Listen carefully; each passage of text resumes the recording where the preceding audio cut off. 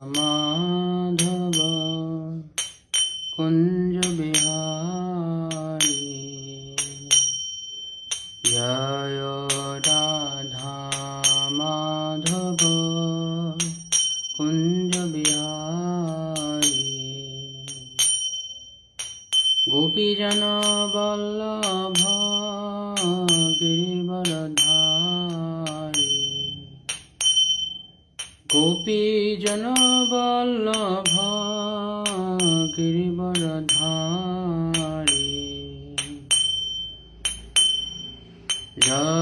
यशोदानंदन व्रज जनरंजन यशोदानंदन व्रज जनरंजन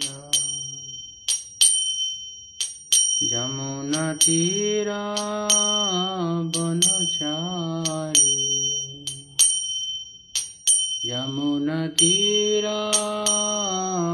यमुनतीरावनचारी राधा माधव कुंज बिहारी राधा माधव कुंज बिहारी जय राधा माधव कुंज बिहारी जय श्री कृष्ण चैतन्य प्रभु नित्यानंद श्री अद्वैत गदाधर श्रीवासादि गौर भक्तवृंद हरे कृष्णा कृष्ण कृष्ण हरे हरे हरे राम राम राम हरे हरे हरे कृष्णा कृष्ण कृष्ण हरे हरे हरे राम राम राम हरे हरे हरे कृष्णा कृष्ण कृष्ण हरे हरे हरे राम राम राम हरे हरे हरे कृष्णा कृष्ण कृष्ण हरे हरे हरे राम राम राम हरे हरे हरे कृष्णा कृष्ण कृष्ण हरे हरे हरे राम राम हरे हरे जय राधा माधव जय राधा माधव राधा माधव जय राधा माधव जय गौरनिताय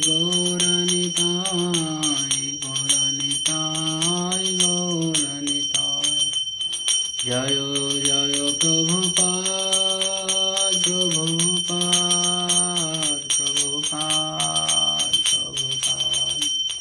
जय जय गुरुदेव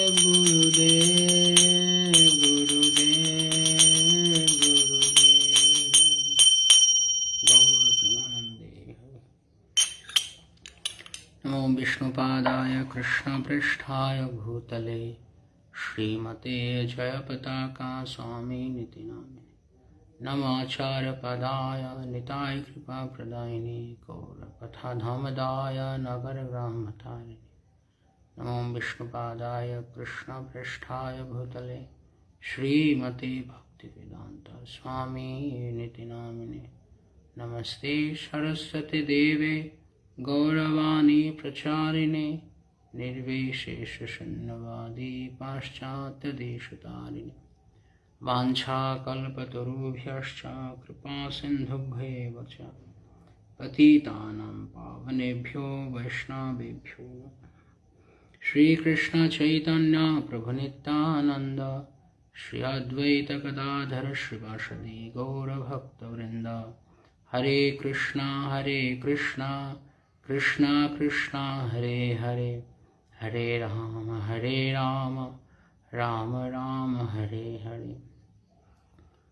कम करति वाचम पुंगुम लंघयति गिम यत्कृपातमहं वन्दे श्रीगुरुदीनतारिणं। मंत्र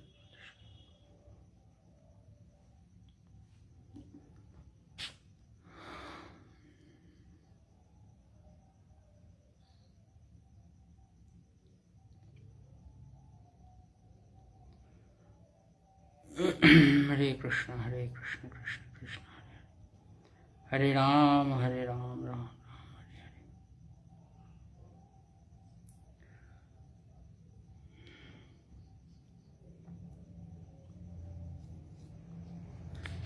हरे कृष्ण। তো আমরা এর আগের দিন শ্রীমদ্ ভাগবতম থেকে নলকবর এবং মণিগ্রীব উদ্ধার অংশে আমরা মহৎ কৃপা সম্পর্কে আলোচনা করেছিলাম। শ্রীমদ্ ভাগবতমে শ্রীল প্রভুপাদের তাৎপর্য ওপরে আধারিত।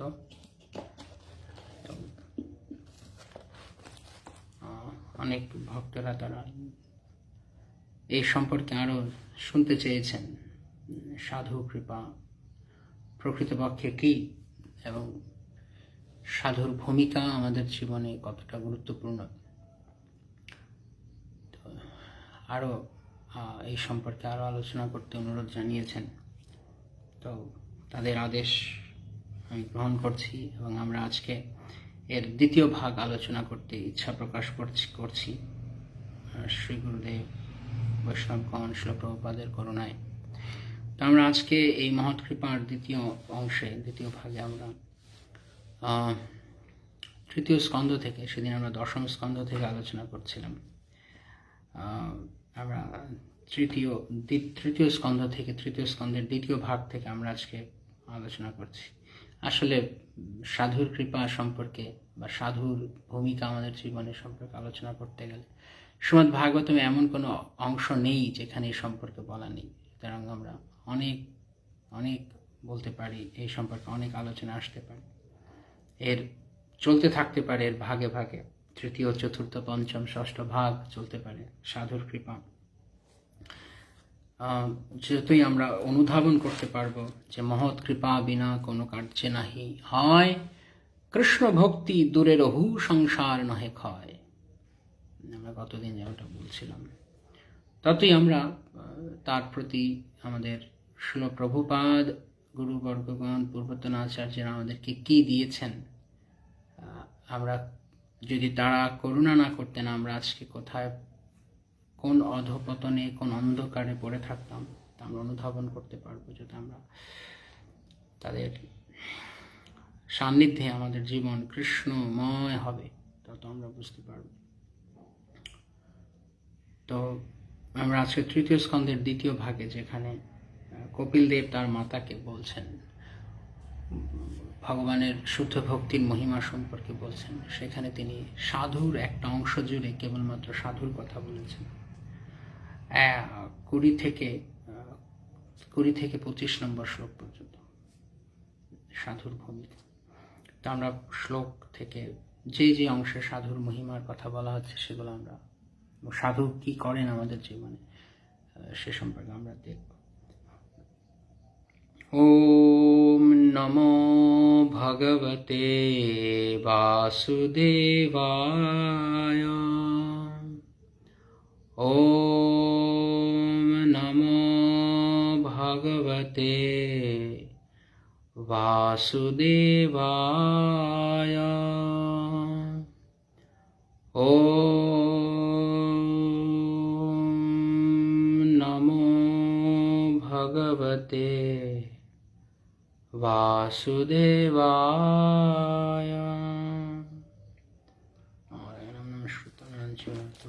सरस्वती व्यासं তো শ্লোক সংখ্যা 20 থেকে 25 আমরা শ্লোকগুলো এবং শ্লোকের এর মাঝখানে প্রাসঙ্গিক শ্লোকগুলো আমরা পড়ব। শ্লোক 20-তে বলা আছে, প্রসঙ্গমজরম পাশম আত্মনো কবয়ো বিদুঃ সৈব সাধুষু কৃত মোক্ষদ্বারমপাবৃতম। খুব শ্রীমদ্ ভাগবতের বিখ্যাত শ্লোকগুলির মধ্যে একটি। শ্রীমদ্ ভাগবতম 3য় স্কন্ধে বিশেষ করে কপিলদেব, ভগবান কপিলদেব যেখানে তার মাকে শিক্ষাদান করছেন, তা সম্পূর্ণরূপে আমাদের মনুষ্য জীবন কিভাবে পরিচালনা করা উচিত সেই উপদেশে পূর্ণ রূপে সেখানে সবকিছুই তিনি আলোচনা করেছেন, শুদ্ধ ভক্তির কথা। এই শ্লোকে তিনি বলছেন, প্রসঙ্গম অজরম পাশম আত্মন কবয়ো বিদু। প্রসঙ্গম শব্দের অর্থ হচ্ছে,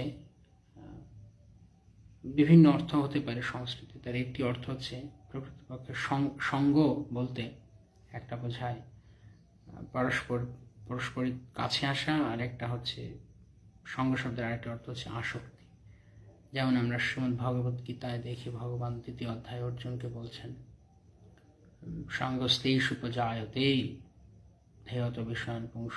সঙ্গস্তেষু, সঙ্গ মানে আসক্তি। প্রসঙ্গম অজরম পাশম। প্রসঙ্গ মানে আসক্তি। যখন ভক্ত সঙ্গ হয়, ভক্ত সঙ্গদের মাঝখানেও আসক্তি হয়, কৃষ্ণ আসক্তি হয়, সেটিও প্রসঙ্গ। যেমন এর 2-3 শ্লোক পরেই আবার পাওয়া যাবে 25 নম্বর শ্লোকে, শতাং প্রসঙ্গন মম বীর্য সংবিদ। শতাং প্রসঙ্গন, প্রসঙ্গ, সেখানে বলা আছে প্রসঙ্গ, অর্থাৎ সেখানে বলা আছে শতাং প্রসঙ্গন ভক্ত সঙ্গ, আর এখানে বলা আছে প্রসঙ্গম অজরম পাশম আত্মন কবে। এখানে যে আসক্তির কথা বলা আছে সেটা হচ্ছে জড় আসক্তি। প্রসঙ্গম আসক্তি, অজরম মানে প্রবল, অত্যন্ত শক্তিশালী। প্রসঙ্গম অজরম পাশম বন্ধন, প্রচণ্ড আসক্তির বন্ধন, পাশ মানে নাগ পাশ, বন্ধন। প্রসঙ্গম অজরম পাশম আত্মনঃ কবয়ো বিদুঃ। আত্মন তা আত্মার জন্য বন্ধনকারী এই আসক্তি। এটা কারা জানেন? কবয়ো, যারা বিদ্বান ব্যক্তিগণ তারা তা জানেন। কবয়ো বিদুঃ, তাই তারা এসবের প্রতি আকৃষ্ট হন না। সেই একই আসক্তি স এব সাধুষু কৃত, সেই আসক্তি যদি তত্ত্বজ্ঞানী তত্ত্বদ্রষ্টা মহাপুরুষ মহাভাগবতের উপরে দেওয়া হয়, সেই আসক্তি মোক্ষদ্বারম অপাবৃতম, মুক্তির দ্বার উন্মোচিত হবে। প্রতিটি তত্ত্বজ্ঞানী ব্যক্তি ভালোভাবে জানেন যে জড় আসক্তি আত্মার সবচাইতে বড় বন্ধন, কিন্তু সেই আসক্তি যখন স্বরূপসিদ্ধ ভক্তের প্রতি প্রয়োগ করা হয়, তখন তার কাছে মুক্তির দ্বার উন্মোচিত হয়ে যায়, দরজা খুলে দেওয়া হয় আসক্তি। খুব ইন্টারেস্টিং ব্যাপার। যেই আসক্তি বন্ধনের কারণ, সেই একই আসক্তি মুক্তির কারণ। এটি শ্রীমদ্ ভাগবতের বাণী। শ্রীমদ্ ভাগবতম এই বার্তাই দিচ্ছে যে আসক্ত হও। কারণ আসক্তি স্বাভাবিক, জীবের প্রবণতা, স্বাভাবিক প্রবণতা হচ্ছে আসক্ত হওয়া। জীব কারো না কারোর প্রতি আসক্তই হবে। আসক্তিকে কখনোই হত্যা করা যায় না, তাই আসক্তিকে শুধু দিক পরিবর্তন করতে হয় মাত্র। তাৎপর্যে বলা হচ্ছে, জড় বস্তুর প্রতি আসক্তিকে বলা হয় জড় চেতনা, এবং শ্রীকৃষ্ণ ও তার ভক্তের প্রতি আসক্তিকে বলা হয় কৃষ্ণ ভাবনা। দুটো শব্দ রয়েছে, একটি হচ্ছে জড় চেতনা আর একটি হচ্ছে কৃষ্ণ ভাবনা। জড় চেতনায় কি? জড় চেতনা হচ্ছে কৃষ্ণকে ভুলে গিয়ে জড় বিষয়ের প্রতি আসক্ত হওয়াকে বলা হচ্ছে জড় চেতনা। জড় বস্তুর প্রতি আসক্তি। তো জড় বস্তু কি? জড় বস্তু ইট, কাঠ, পাথর, বালি, সিমেন্ট, চেয়ার, টেবিল না, শুধু তাই নয়। জড় বস্তু কি কি ভগবদ্গীতার সঙ্গ অনুযায়ী জড়বস্তু এগুলো না। জড়বস্তু হচ্ছে যা জড় উপাদান দ্বারা তৈরি যে কোনো বস্তু যা ভগবানের সঙ্গে সম্পর্কযুক্ত নয় তাই জড়। প্রকৃতপক্ষে সবকিছুই ভগবান থেকে সৃষ্টি হয়েছে, কিন্তু যদি ভগবানের সঙ্গে তার সম্পর্ক না থাকে তাহলে তা জড়। তো মাটি, আগুন, জল, বায়ু এবং আকাশ, মন, বুদ্ধি, অহংকার, এই যে অষ্ট জড় উপাদান, এই 8টি জড় উপাদান দিয়ে যখন এই দেহ তৈরি হয় সেটি জড় দেহ। তাই তাই বস্তুর মতোই জড় দেহটিও, এই দেহটিও জড়। যেমন জড় বস্তু রয়েছে, আমরা সাধারণত জড় বস্তু বলি যে শ্বাস নিতে জানে না, কথা বলতে জানে না, সেটিকে আমাদের দৃষ্টিতে, আমরা বৈজ্ঞানিক দৃষ্টিকোণ থেকে আমরা মনে করি জড়। কিন্তু জড় কেবল সেগুলোই নয়, জড় যা কিছু কৃষ্ণ সম্পর্কহীন রয়েছে তাই জড়। তাই যদি এই দেহ যদি কৃষ্ণের সঙ্গে সম্পর্কিত না হয় তাহলে সে দেহ জড়। যেমন এই শ্রীমদ্ ভাগবতম রয়েছে, সে একই শ্রীমদ্ ভাগবতমে যে পাতা, মানে বইয়ের পাতা রয়েছে, তো সেই পাতা যদি ভাগবত রচনা না হয়, সেই পাতা যদি ভাগবত রচিত না হয়, অন্য কিছু রচিত হয়, তাহলে সেই বইয়ের পাতাও জড়। যখনই জড় সাহিত্যের কথা লেখা হবে তখন সেই বইয়ের পাতাই জড়। তাই নির্ভর করছে তার প্রয়োগের উপর, কিভাবে তাকে প্রয়োগ করা হচ্ছে। তো যদি দেহটি কৃষ্ণ সেবায় সম্পূর্ণরূপে নিয়োজিত হয় এবং এই দেহ দিয়ে কৃষ্ণ সেবা করা হয়, হৃদয় বা মন দিয়ে কৃষ্ণকে ভাবা হয়, তাহলে এই মনও আর জড় মন থাকবে না, তখন তা চিন্ময় মন হয়ে যাবে। দেহ তখন তা চিন্ময় দেহে পরিণত হবে, আর না হলে তা জড়। তাই জড় আসক্তি, এই জড় দেহের প্রতি যদি কোনো বাহ্যিক আসক্তি থাকে, কৃষ্ণ সম্পর্কহীন, কৃষ্ণ গন্ধহীন আসক্তি, কৃষ্ণকে বাদ দিয়ে কৃষ্ণের প্রীতিবিধান ছাড়া যে আসক্তি, সেটি জড় চেতনা এবং সেটি জড় আসক্তি। আর যদি কৃষ্ণ সম্পর্ক যুক্ত হয় তাহলে তা চিন্ময়, আসক্তি। এবং তাকে বলা হয়, সে চিন্ময় আসক্তিকে বলা হয় ভগবৎ চেতনা। শ্রীকৃষ্ণ এবং তার ভক্তের প্রতি আসক্তিকে বলা হয় কৃষ্ণ ভাবনা। খুব সরল প্রভুপাদ সংজ্ঞা দিয়েছেন কৃষ্ণ ভাবনার। কৃষ্ণ ভাবনা কি? কৃষ্ণ ভাবনা হচ্ছে কৃষ্ণ এবং তার ভক্তদের প্রতি আসক্ত হওয়া, কৃষ্ণ ভাবনা। লেখা নেই কৃষ্ণ ভাবনা মানে মালা তিলক পরে সংস্থার সদস্য হওয়া কেবল কৃষ্ণ ভাবনা না। ভগবানের প্রতি আসক্ত হওয়ার নাম কৃষ্ণ ভাবনা। আর যদি ভগবানের প্রতি আসক্তি না হয় তাহলে তা জড় চেতনা। অতএব চেতনা হচ্ছে আসক্তির ভিত্তি। চেতনা হচ্ছে আসক্তি ভিত্তি। আমরা ভিত্তি মানে কোনো কিছুর উপরে ভর করে, কোনো কিছুর উপরে ভিত করে যা থাকে তাকে বলা ভিত্তি। তো চেতনা হচ্ছে আসক্তির ভিত্তি, অর্থাৎ আসক্তি থাকে, আসক্তি বৃদ্ধিপ্রাপ্ত হয় চেতনার উপরে, আসক্তি ছড়াতে থাকে চেতনাকে ভিত্তি করে, চেতনার উপরে। সুতরাং হয় জড় চেতনা, নয় কৃষ্ণ চেতনা। চেতনা যেমন আসক্তি যেমন চেতনা তেমন হবে, বা চেতনা যেমন আসক্তি সেরকম হবে। যদি কারোর কৃষ্ণ চেতনা হয়, যদি কারোর চেতনা কৃষ্ণময় হয় তাহলে তার আসক্তিও কৃষ্ণ হবে। আবার যদি কারোর আসক্তি কৃষ্ণ থাকে তাহলে তার চেতনাও কৃষ্ণময় হবে। আসক্তির উপর ভিত্তি, চেতনার উপর ভিত্তি করছে আসক্তি। আমরা কি চেতনায় রয়েছি। যদি আমি কৃষ্ণের প্রতি আসক্ত হতে চাই আর আমি জড় চেতন হয়ে থাকি তাহলে কখনোই কৃষ্ণকে ভালোবাসা যাবে না। তখন আমরা যতই আফসোস করি না কেন আমি ভগবানকে ভালোবাসতে পারছি না, ভগবানের উপর আসক্ত হতে পারছি না, কারণ আমি আমার চেতনাকে কৃষ্ণময় করিনি। চেতনা মানে কি বলা যায়? চেতনা তো বোঝাই যায়, তাই না? চেতনা হচ্ছে আমাদের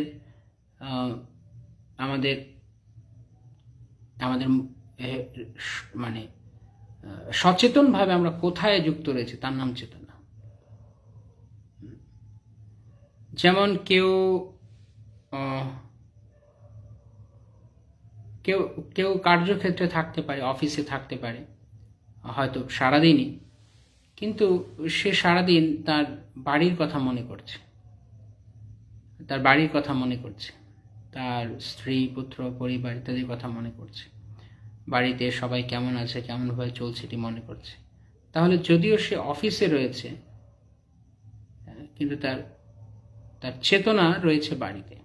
সুতরাং সে গৃহচেতন, সে অফিস চেতন নয়। অর্থাৎ সজাগভাবে সে কি চিন্তা করছে, তার গৃহের কথা চিন্তা করছে। তো আমরা সজাগভাবে যেটি চিন্তা করি সেটি হচ্ছে চেতনা আমাদের।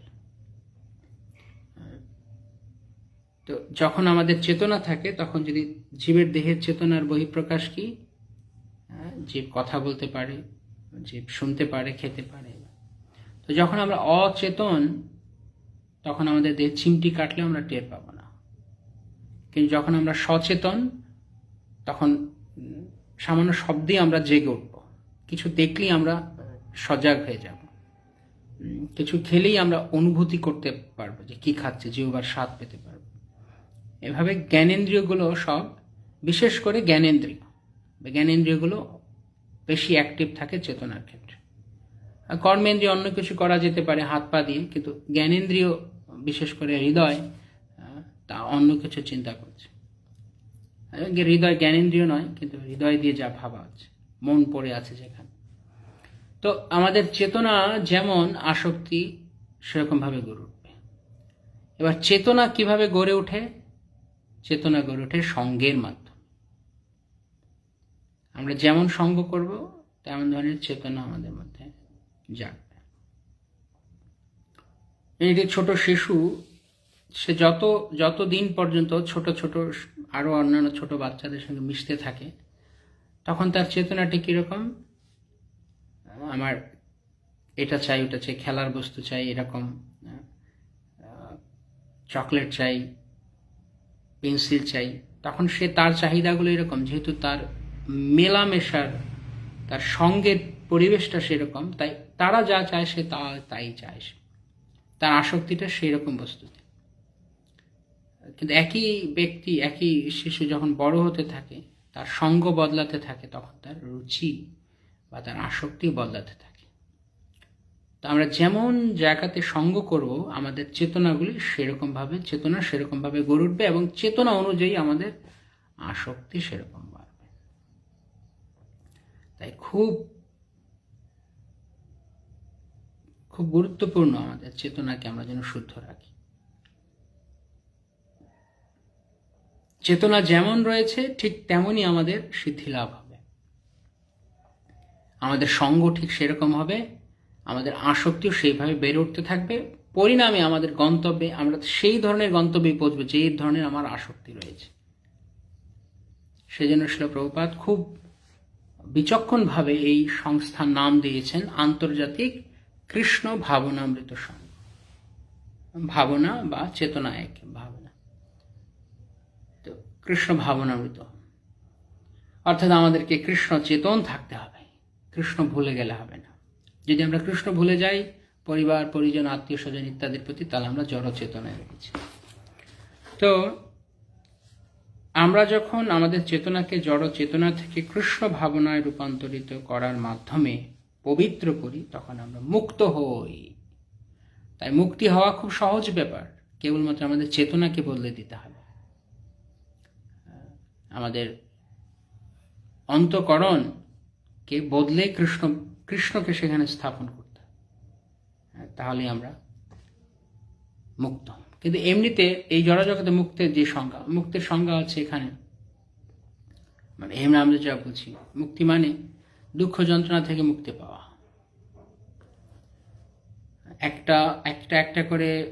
একটা করে দৈহিক যন্ত্রণা বা শারীরিক যন্ত্রণা থেকে ছুটকারা পাবো, তো আমরা সুখী, আমরা মুক্ত। কিন্তু প্রকৃতপক্ষে এটি মুক্তি নয়, প্রকৃত মুক্তি এরকম নয়। কারণ এই জগতের দুঃখ দুর্দশা যা রয়েছে সেগুলো থেকে ছুটকারা পাওয়া এত সহজ নয়। এগুলো এরকমই থাকবে, একটার পর একটা দুঃখ যন্ত্রণা পালাক্রমে আসতে থাকবে আমাদের কর্ম অনুযায়ী।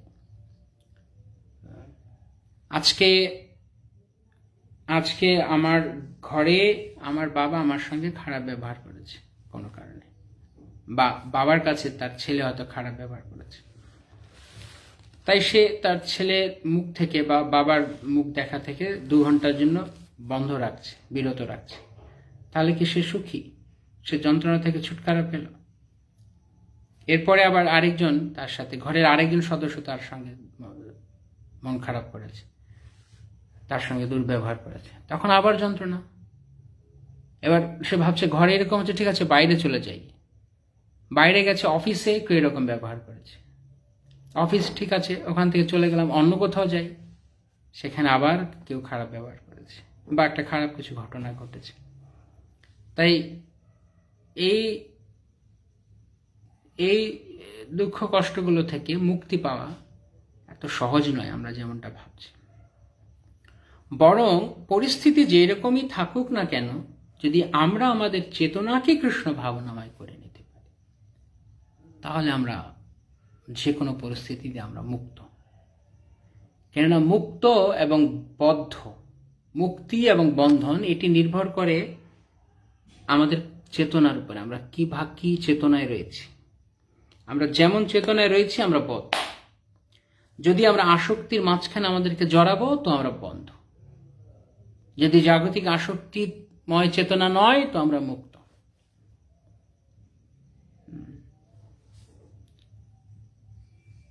দেখবেন যখনই আসক্তি রয়েছে তখনই সেখানে অতিরিক্ত ভাবনা, চিন্তা, দুঃখ, পীড়া দিচ্ছে, এবং এর ফল ভোগান্তি হচ্ছে। এবং যদি কাউকে বলা হয় আপনার থেকে বেরিয়ে আসুন, সেটা থেকে বেরিয়ে আসতে পারছে না। সে দুঃখ যন্ত্রণা, সেই হতাশা, সেই নৈরাশ্য থেকে সে বেরিয়ে আসতে পারছে না। কেন? যেখান থেকে বেরিয়ে আসতে পারছেন সেখানে তার কোনো একটা আসক্তি আছে। তাহলে তার বদ্ধ দশা, এই যে সে বদ্ধ, সে যে বেরিয়ে আসতে পারছে না, বন্ধন মুখগ্রস্ত হয়ে আছে, কারণ কি? আসক্তি। যখন কোনো সন্তান এর কাছ থেকে পিতামাতা কোনো কারণে কষ্ট পায়, তবুও তার কাছ থেকে সরতে পারে না, কেন? আসক্তি। তার মানে বন্ধন হয়ে আছে, বদ্ধ হয়ে আছে, সরতে পারে না। বা স্বামী স্ত্রীর কাছ থেকে দুঃখ পেয়েছে কিন্তু সরতে পারছে না, ভুলতে পারছে না, কারণ আসক্তিতে আষ্টে পৃষ্ঠে জড়িয়ে আছে। স্ত্রী স্বামীর কাছ থেকে, বসের কাছ থেকে কোনো স্টাফ কষ্ট পেয়েছে কিন্তু সরতে পারছে না, কেন? কারণ এখানে অনেক ভালো বেতন রয়েছে, ভালো মাইনে, মোটা মাইনে বেতন পাচ্ছে, তাই সে ছুটকারা পেতে পারছে না, কারণ ওইখানে আসক্তি রয়ে গেছে, ওখান থেকে বেরোলে তো আমি এটা পাবো না। এভাবে বিশেষ করে নিকট সম্পর্কের মধ্যে এইভাবে আসক্তিগুলো তৈরি হতে থাকে এবং তার দ্বারা বন্ধন হয়। কিন্তু সন্তজনেরা, সাধুরা, তারা এইসবের প্রতি আকৃষ্ট নন, আসক্ত নন, তাই তারা সর্বদাই মুক্ত, সর্বদাই মুক্ত। তাদের দেহ দেখা যাচ্ছে জগতে, তারা মনে হচ্ছে আমাদের মতোই কাজ করছেন, আমাদের মতোই খাচ্ছেন, ঘুমোচ্ছেন, কিছু দেখছেন, কারোর সঙ্গে কথা বলছেন, কিন্তু তারা আসলে মুক্ত, কেননা তারা তাদের দেহে থাকেন না। তাদের দেহের প্রতি তাদের কোনো রকমের শক্ত কোনো বন্ধন নেই, তারা এটা ছেড়ে দিয়েছেন। যেমন এখন আমাদের যত ধরনের আসক্তি রয়েছে তার মধ্যে সবচাইতে গভীর আসক্তি হচ্ছে নিজের শরীরের প্রতি, নিজের দেহের প্রতি আসক্তি। কারণ আমরা যা কিছুই চিন্তা করছি দেহের ভিত্তিতে। আমি বড় হব, আমি মহান হব, আমার শরীর ভালো থাকবে, আমি সুখী হব, আমি ভোক্তা হব, সব আমার দেহের ভিত্তিতে চিন্তা করছি। আমি কিছু হব, আমার এই দেহ, আমি মানে তো আমি বুঝি না আত্মা, আমি বুঝি আমি দেহ। তো এবং এই দেহের প্রতি যখন আমরা আসক্ত হচ্ছি তখন স্বাভাবিকভাবেই দেহের সঙ্গে যারা সম্পর্কযুক্ত তাদের সঙ্গে স্বাভাবিক আসক্তি চলে আসছে। কেন? কারণ আমার দেহকে সুখ দিতে গেলে তাদেরকে দরকার। এমন নয় কি আমি তাদেরকে ভালোবাসি, আমি আসলে আমার দেহকেই ভালোবাসি, আমি আমাকেই ভালোবাসি, কিন্তু আমাকে ভালোবাসতে গেলে আমার সুখের জন্য আমার তাদেরকে দরকার, তাই আমি তাদেরকে ভালোবাসি। তো একদিক থেকে চিন্তা করলে এটা স্রেফ স্বার্থপরতা। যদিও এই জড়জগতের লোক তারা ভক্তদেরকে বলে যে ভক্তরা স্বার্থপর, তারা অনেক সময় যদি কারোর পরিবারে কেউ ভক্ত না হয় বা ভক্তি প্রতিকূল হয়, তখন তারা সেই সঙ্গ থেকে বেরিয়ে আসে। তখন এরা বলে এটা কেমন স্বার্থপর রে, এরকম করলো। কিন্তু আসলে স্বার্থপর কে? ওই ব্যক্তিটি স্বার্থপর যে তার জীবনের প্রকৃত স্বার্থ ভগবান শ্রীবিষ্ণু সন্তুষ্টি বিধান করছে, সেই স্বার্থপর, নাকি যে ব্যক্তি তাকে স্বার্থপর বলে এই কারণে নিন্দা করছে, কারণ কি সে চলে যাচ্ছে বলে এটা তার আতে ঘা লাগছে, এটা তার যন্ত্রণা লাগছে, এই জন্য সে তাকে স্বার্থপর বলছে। যে তার দায়িত্ব ছেড়ে সে আমাকে দেখভাল করা থেকে বা আমার প্রতি তার আনুগত্য বোধ থেকে সে কেন বেরিয়ে যাচ্ছে, তাই সে স্বার্থপর। বিশেষ করে পারিবারিক সম্পর্কের মধ্যে যখন কেউ এরকম হয়, সঙ্গ থেকে দূরে থাকে, নিজের ভাই বোন আত্মীয় স্বজন পিতামাতা, যদি কেউ ভক্ত পূর্ণরূপে তার জীবন ভগবানের জন্য দিতে চাইছে, তখন সে তার পরিবারের অন্য কারোর সাথে ভালো সম্পর্ক তার নেই, হয়তো সে লুজ সম্পর্কের মধ্যে আছে, তখন সে বলে স্বার্থপর, কেবল নিজেরটা দেখে। কিন্তু আসলে স্বার্থপর কে? সেই জড়বাদী বিষয়ী মানুষ স্বার্থপর। কেননা সে তার নিজের দেহের জন্য, তার নিজের স্বার্থের জন্য সে ওই ব্যক্তিকে তার কাছে ধরে রাখতে চাইছিল। যদি তা নাই হবে, তাহলে যুক্তি হচ্ছে যে চলে গেল, যে এই বন্ধন থেকে বেরিয়ে গেল, তাকে আপনি ব্লেম করছেন কেন? সে তার নিজের কাজ করেছে এবং সে তার সুখের জন্য সে এই আসক্তি থেকে বেরিয়ে গেছে, তার উচ্চতর সুখের জন্য, তার আত্যন্তিক কল্যাণের জন্য সে এই জড়দেহের আসক্তি থেকে সে বেরিয়ে গেছে। তো এটি তার মঙ্গল, তার কল্যাণ, সে সেটা ভালো বুঝেছে, তাই সে চলে গেছে। তো যেমন আমি বলছি যে সে স্বার্থপর কারণ সে আমার থেকে দূরে সরে গেছে, আসলে কে স্বার্থপর? কে স্বার্থপর? ভালো করে বিচার করতে হবে। যদি সে তার সত্যি তার ভালো লেগেছে বা তার কল্যাণ, তার মঙ্গল, যেটাই হোক না কেন, সে আমার থেকে দূরে থাকছে, তাহলে ভালো করে চিন্তা করে দেখুন আমি কি বলতে চাইছি। জানি না কয়জন বুঝতে পারছেন এই পয়েন্টটা। স্বার্থপরটা কে? যখন একজন ভক্তকে একজন ওই পরিবারের অভক্ত কেউ স্বার্থপর বলে কিছু বলল, স্বার্থপরটা কে? ভক্তটি না অভক্তটি? কারণ ভক্তটি কারো স্বার্থই দেখছে না, সে শুধু কৃষ্ণের স্বার্থ দেখছে। যিনি সবার স্বার্থ দেখা বাদ দিয়ে পরমেশ্বর ভগবানের স্বার্থ দেখছেন, এবং যে স্বার্থ দেখা সবারই উচিত, কারণ আমরা কেবলই কৃষ্ণের এবং আমরা কেবলই কৃষ্ণের, তাই তার স্বার্থ সে দেখছে। শ্রীমদ্ ভাগবতমে বলা আছে নতে বিদু স্বার্থগতিম হি বিষ্ণু। লোকেরা জানে না যে প্রকৃত স্বার্থ হচ্ছে কৃষ্ণকে ভালোবাসা। তো যিনি কৃষ্ণকে ভালোবাসেন তিনি স্বার্থপর হলেন নাকি কৃষ্ণকে কেন সে ভালোবাসছে আমাকে ছেড়ে, তাই জন্য আমি দুঃখ পাচ্ছি? তাহলে স্বার্থপরটা কে?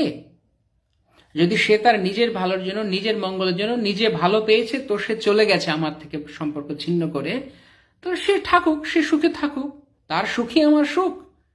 এইটা হচ্ছে নিঃস্বার্থপরতা। যে অন্যের সুখ দেওয়াটা, নিজের সুখের চিন্তা না করা হচ্ছে নিঃস্বার্থপরতা। তাহলে যেই ভক্ত, যেই বৈষ্ণব তিনি কৃষ্ণের স্বার্থের জন্য কৃষ্ণের সেবায় যুক্ত হয়েছেন, তিনি স্বার্থপর নন, আমি স্বার্থপর, যে আমি ব্লেম করছি যে সে কেন দূরে সরে গেছে। বুঝতে পারা যাচ্ছে আমি কি বলতে চাইছি? কেউ বুঝতে পারছেন কি? ভালো করে গভীরভাবে বিচার করলে যারা আমাদেরকে স্বার্থপর বলে দোষী করতে চাইছে বা আমাদের দাগা দিতে চাইছে পরিবার পরিজন মধ্যে, আর আমরা সেই স্বার্থপর বলার ভয়ে আমরা তাদের সঙ্গে প্যাচ আপ করছি বা সুন্দর সম্পর্ক রাখছি, কারণ আমাকে স্বার্থপর বলবে। তো আপনাকে স্বার্থপর বললে কি আপনার গায়ে ফোসকা পড়বে? কে স্বার্থপর? ভালো করে বিচার করতে হবে। আমি তো স্বার্থপরতার কিছু করিনি। আমি পরমেশ্বর ভগবানের শরণ নিয়েছি, যার সেবা করলে সমস্ত সেবা আপনা থেকেই সম্পাদিত হয়। আর আর আপনারা অন্যেরা, আপনারা কারোর সেবাই করছেন, আপনারা শুধু নিজের স্বার্থ দেখছেন। একটা পারিবারিক সম্পর্ক থেকে যদি কেউ বেরিয়ে যায়, ভাই বোন আত্মীয় স্বজনের মধ্যে, ধরুন কোনো একজন পরিবারে একটা গুরুত্বপূর্ণ লোক বা কেউ গুরুত্বপূর্ণ বা যেই হোক, সে বেরিয়ে গেল, তখন সেরকম ভাবছে। কেন ভাবছে? কারণ আমার আপন ছিল, আমার আমার আমার আপন সম্পর্ক থেকে সে কেন বেরিয়ে গেল, আমার কেন হৃদয় আঘাত দিল, সে নিজের স্বার্থ দেখছে। আর যিনি বেরিয়ে গেছেন সেই সম্পর্ক থেকে, তিনি গেছেন কৃষ্ণের জন্য, তিনি কৃষ্ণ সেবা করতে গেছেন। তাহলে তিনি কখনো স্বার্থপর নন, বরং আপনি স্বার্থপর যদি আপনি তাকে ব্লেম দেন যে সেখানে এখান থেকে বেরিয়ে গেল। যদি কৃষ্ণের জন্য যায়, যাক, সেটাই পরম মঙ্গল। জীবের পরম স্বার্থ হচ্ছে কৃষ্ণের সেবা করা, এর চেয়ে বড় কোনো স্বার্থ হতে পারে না। তিনি কৃষ্ণ সেবায় গেছেন। তো এই কথাটি অনেক সময় আমি আমাদের একজন ভক্তকে এই জন্য আমি বলেছিলাম, এই কারণে আমি বুঝিয়েছিলাম যে তিনি বলছিলেন যে আমি কেন আমার নিজের, উনি ওনার নিজের দিদির কথা বলছিলেন, উড়িষ্যায় থাকে একজন ভক্ত, আমি কেন ওনার হাতে খাই না, কেন উনি ভক্ত না। তখন আমি ওনাকে বললাম যে তাহলে আপনি ওনাকে গিয়ে বলুন, মানে ওনারা বলছে ও তুমি বদলে গেছো, এটা তোমার স্বার্থ, তুমি স্বার্থপর হয়ে গেছো, তুমি কেমন সেলফিশ, আমার হাতে খাওয়ানো, দুঃখ পাচ্ছি, কষ্ট পাচ্ছি। এটা যদি স্বার্থপরতা হয়, তাহলে আমি চাইছি কৃষ্ণ সেবা করে, কৃষ্ণ ভক্তি করে সুখে থাকতে, আনন্দে রয়েছি, ভগবত সেবা করছি এবং আমি তো সুখী রয়েছি। তো আমার একটা নিয়ম রয়েছে, আমার গুরু প্রদত্ত আমার একটা নিয়ম রয়েছে, তো আমি সেটি পালন করছি। তাহলে তুমি তোমার সুখের জন্য তুমি আমার নিয়ম বা আমার যেটি ভালো লাগছে সেটিকে তুমি নাকচ করে দিতে চাইছো, তাহলে স্বার্থপরটা কে? আমি স্বার্থপর না তুমি স্বার্থপর?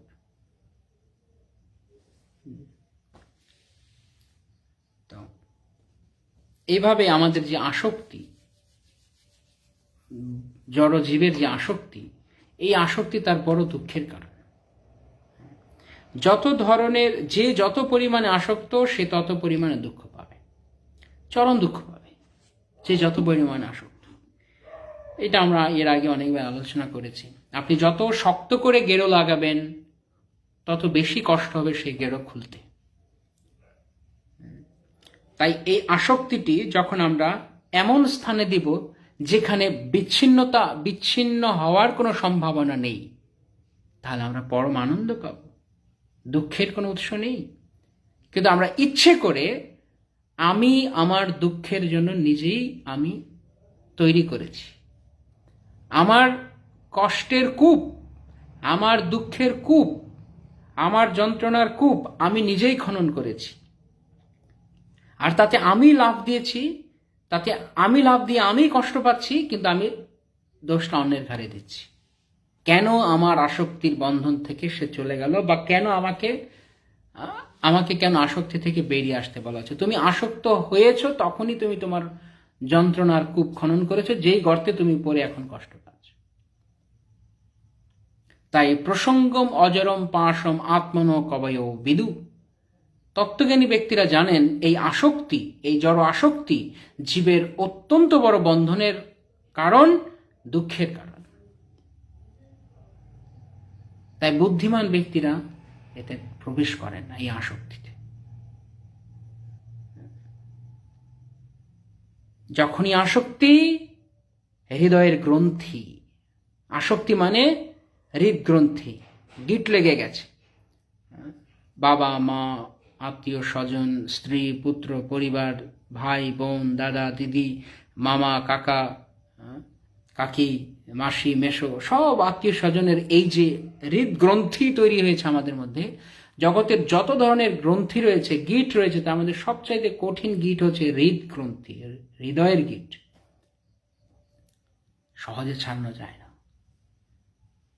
সামান্য একটু কথা বললেই, সামান্য একটু দাগা দিলেই এত ভালোবাসার সম্পর্ক কাঁচের মতো সেইখানে ভেঙে যায়। যদি একটুখানি কেউ নিজের কথা বলে, তাহলে সঙ্গে সঙ্গে তাকে আর পছন্দ করে না। কেন? তুমি আমার স্বার্থে কেন বললে? এবং আরো অনেক স্বার্থের কথা আমরা এখানে বলতে পারি, যা আরো আরো নিম্ন রুচিকর, আরো নিম্ন রুচিকর। এক আসক্তির সঙ্গে যখন কেউ কৃষ্ণে আসক্ত না, তার আসক্তির বিভিন্ন জায়গাতে পাল্টাবে এবং তারতম্য করবে। এখন একে আসক্ত, কালকে পরের দিন ওকে আসক্ত, যদি কৃষ্ণ আসক্ত না হয়। যেমন কেউ কেউ কেউ হয়তো তার বৃদ্ধ পিতামাতাকে খুব ভালোবাসে, কিন্তু যখন সেই পিতামাতার উপস্থিতি আমার বাড়িতে, আমার আমার কারেন্ট ফ্যামিলি, আমার বর্তমান ফ্যামিলি, আমার স্ত্রী পুত্র পরিবার বা আমার স্বামী, এদের সাথে আমার সম্পর্ককে ভালো রাখছে না, বা আমি এখানে সুখী হতে পারছি না আমার পিতামাতার উপস্থিতি, তখন আমি পিতামাতাকে আমার আরেক ভাই বোনের কাছে পাঠিয়ে দিচ্ছি। এটা জড়জগতে একটা উদাহরণ দিয়ে বলছি। তখন তখন কোথায় গেল আসক্তি? পিতামাতার প্রতি আসক্তি কোথায় গেল? চলে গেল। হ্যাঁ, আবার যখন অন্য কেউ আসছে, বাইরের লোক কেউ, তখন থাকার জায়গা লাগবে, পিতামাতা থাকবে না বাইরের লোক থাকবে, তখন বলছে না পিতামাতা থাকবে, বাইরের লোক থাকবে। আবার যখন এমন হচ্ছে আমার নিজের থাকার জায়গা নেই, তখন হয়তো আমি কখনো আসক্তি, আমার মনে হচ্ছে আমি আপাত দৃষ্টিতে আমি নিঃস্বার্থপর হয়ে আরেকজনকে থাকার জায়গা দিয়েছি। কিন্তু ভালো করে লক্ষ্য করলে, সূক্ষ্মভাবে দেখলে, সূক্ষ্ম বিচারে যান ভেতরে, আমি কেন থাকতে দিয়েছি, জায়গা দিয়েছি, বা আমার স্বার্থ আমি কেন ছেড়ে দিয়েছি? কারণ আমি স্বার্থ ছাড়লে আমাকে ভালো বলবে, আমাকে মহান বলবে, আমাকে উদার বলবে, এবং সেই সার্টিফিকেট, সেই মহিমা, সেই প্রতিষ্ঠা আমার খুব আনন্দ দেবে। আমি আমার ফ্যামিলিকে খুব ভালো করে মেনটেন করি, খুব খুব যত্ন করি, কারণ আমাকে সবাই ভালো বলবে। আমি এত কিছু করার পরও যদি আমাকে কেউ ভালো না বলে, তাহলে একদিন, দুদিন, 3 দিন, 4 দিনের দিন আমি আর করব না। ঠিক কিনা আপনারা মিলিয়ে দেখবেন আপনাদের জীবনে। যতক্ষণ পর্যন্ত প্রশংসা করছে, যতক্ষণ পর্যন্ত তোষামোদ করছে, ততক্ষণ পর্যন্ত ভালো। যেই তোষামোদ নেই, যেই আমার কার্যের কোনো স্বীকৃতি নেই, তখন যত ভালো সম্পর্ক হোক তা শেষ। এটাই জড়জগৎ। গভীরে গিয়ে, এবং যদি কেউ ভালোগিরি দেখায়ও, শুধু একটাই মাত্র কারণ, সেটা হচ্ছে আমাকে ভালো বলবে। যদি তা নাই হয়, তাহলে প্রশ্ন হচ্ছে, তাহলে এই সমস্ত জড় আসক্তি ছেড়ে কৃষ্ণ ভজনা করে। না না না না না না, যারা জড় বিষয় আসক্ত গৃহী মানুষ, তারা কৃষ্ণ ভজনা করতে চায় না। কেন? কারণ কৃষ্ণ ভজনা করবো কেন? আমাকে আমাকে আমার আমার আমার আশপাশে যারা রয়েছে তাদের যত্ন গ্রহণ করতে হবে আমাকে, যারা কৃষ্ণ ভক্ত হোক কি না হোক। তাহলে সেটি কেন করছেন? কারণ আমার ভালো লাগে, জীবনের পরম উদ্দেশ্য বাদ এখন আমার ভালো লাগে। তাহলে আসলে আসলে আমি স্বার্থপর না? আমার ভালো লাগে বলে আমি যত্ন করছি, আমার ভালো লাগবে না তো আমি করব না। যত ভালো, যত আপনজনই হোক, যখন স্বার্থের মধ্যে লেগে যাবে, এরকম নিজস্ব স্বার্থে, তখন এটা কেটে যাবে। এই জন্য দেখা যায় ভক্ত এবং অভক্তরা একই ফ্যামিলিতে অনেক সময় মিল খায় না। এখানে যারা রয়েছেন অনেকেরই জীবনে সে অভিজ্ঞতা থাকতে পারে, আমার নিজেরও ব্যক্তিগত জীবনেও আছে। আমরা অনেক জায়গাতে দেখতে পাই, যদি ফ্যামিলির মধ্যে কেউ ভক্ত না হয়, তাহলে তার সঙ্গে তার সম্পর্ক ভালো থাকে না। কারণ এই যারা অভক্ত, তারা ভক্তরা সম্পর্ক ইচ্ছে করে কাটে না, কিন্তু যারা কৃষ্ণকে ভালোবাসে না, তারা ইচ্ছে করেই, যারা কৃষ্ণকে ভালোবাসে তাদের সম্পর্ক কাটিয়ে দেয়। কারণ তাদের কাছে তো আমার কিছু নেই এখন পাওয়ার। আমি গেলে আগে আমাকে আপ্যায়ন করতো, চা বিস্কিট দিত, গপ্প করতো, এখন গপ্পও করে না। কত সুখ দুঃখের আলাপ করতাম, গল্প করতাম, সব গল্প বন্ধ হয়ে গেছে এখন। এখন গেলে শুধু কৃষ্ণ কথা বলে, ভাগবতের কথা বলে, ভক্ত হতে বলে, ধুর। তখন যত আপন সম্পর্ক কেটে যাবে। এটা একদিকে ভালো, ভক্তদের জন্য স্বাভাবিকভাবেই মায়ার সম্পর্ক চলে যাচ্ছে।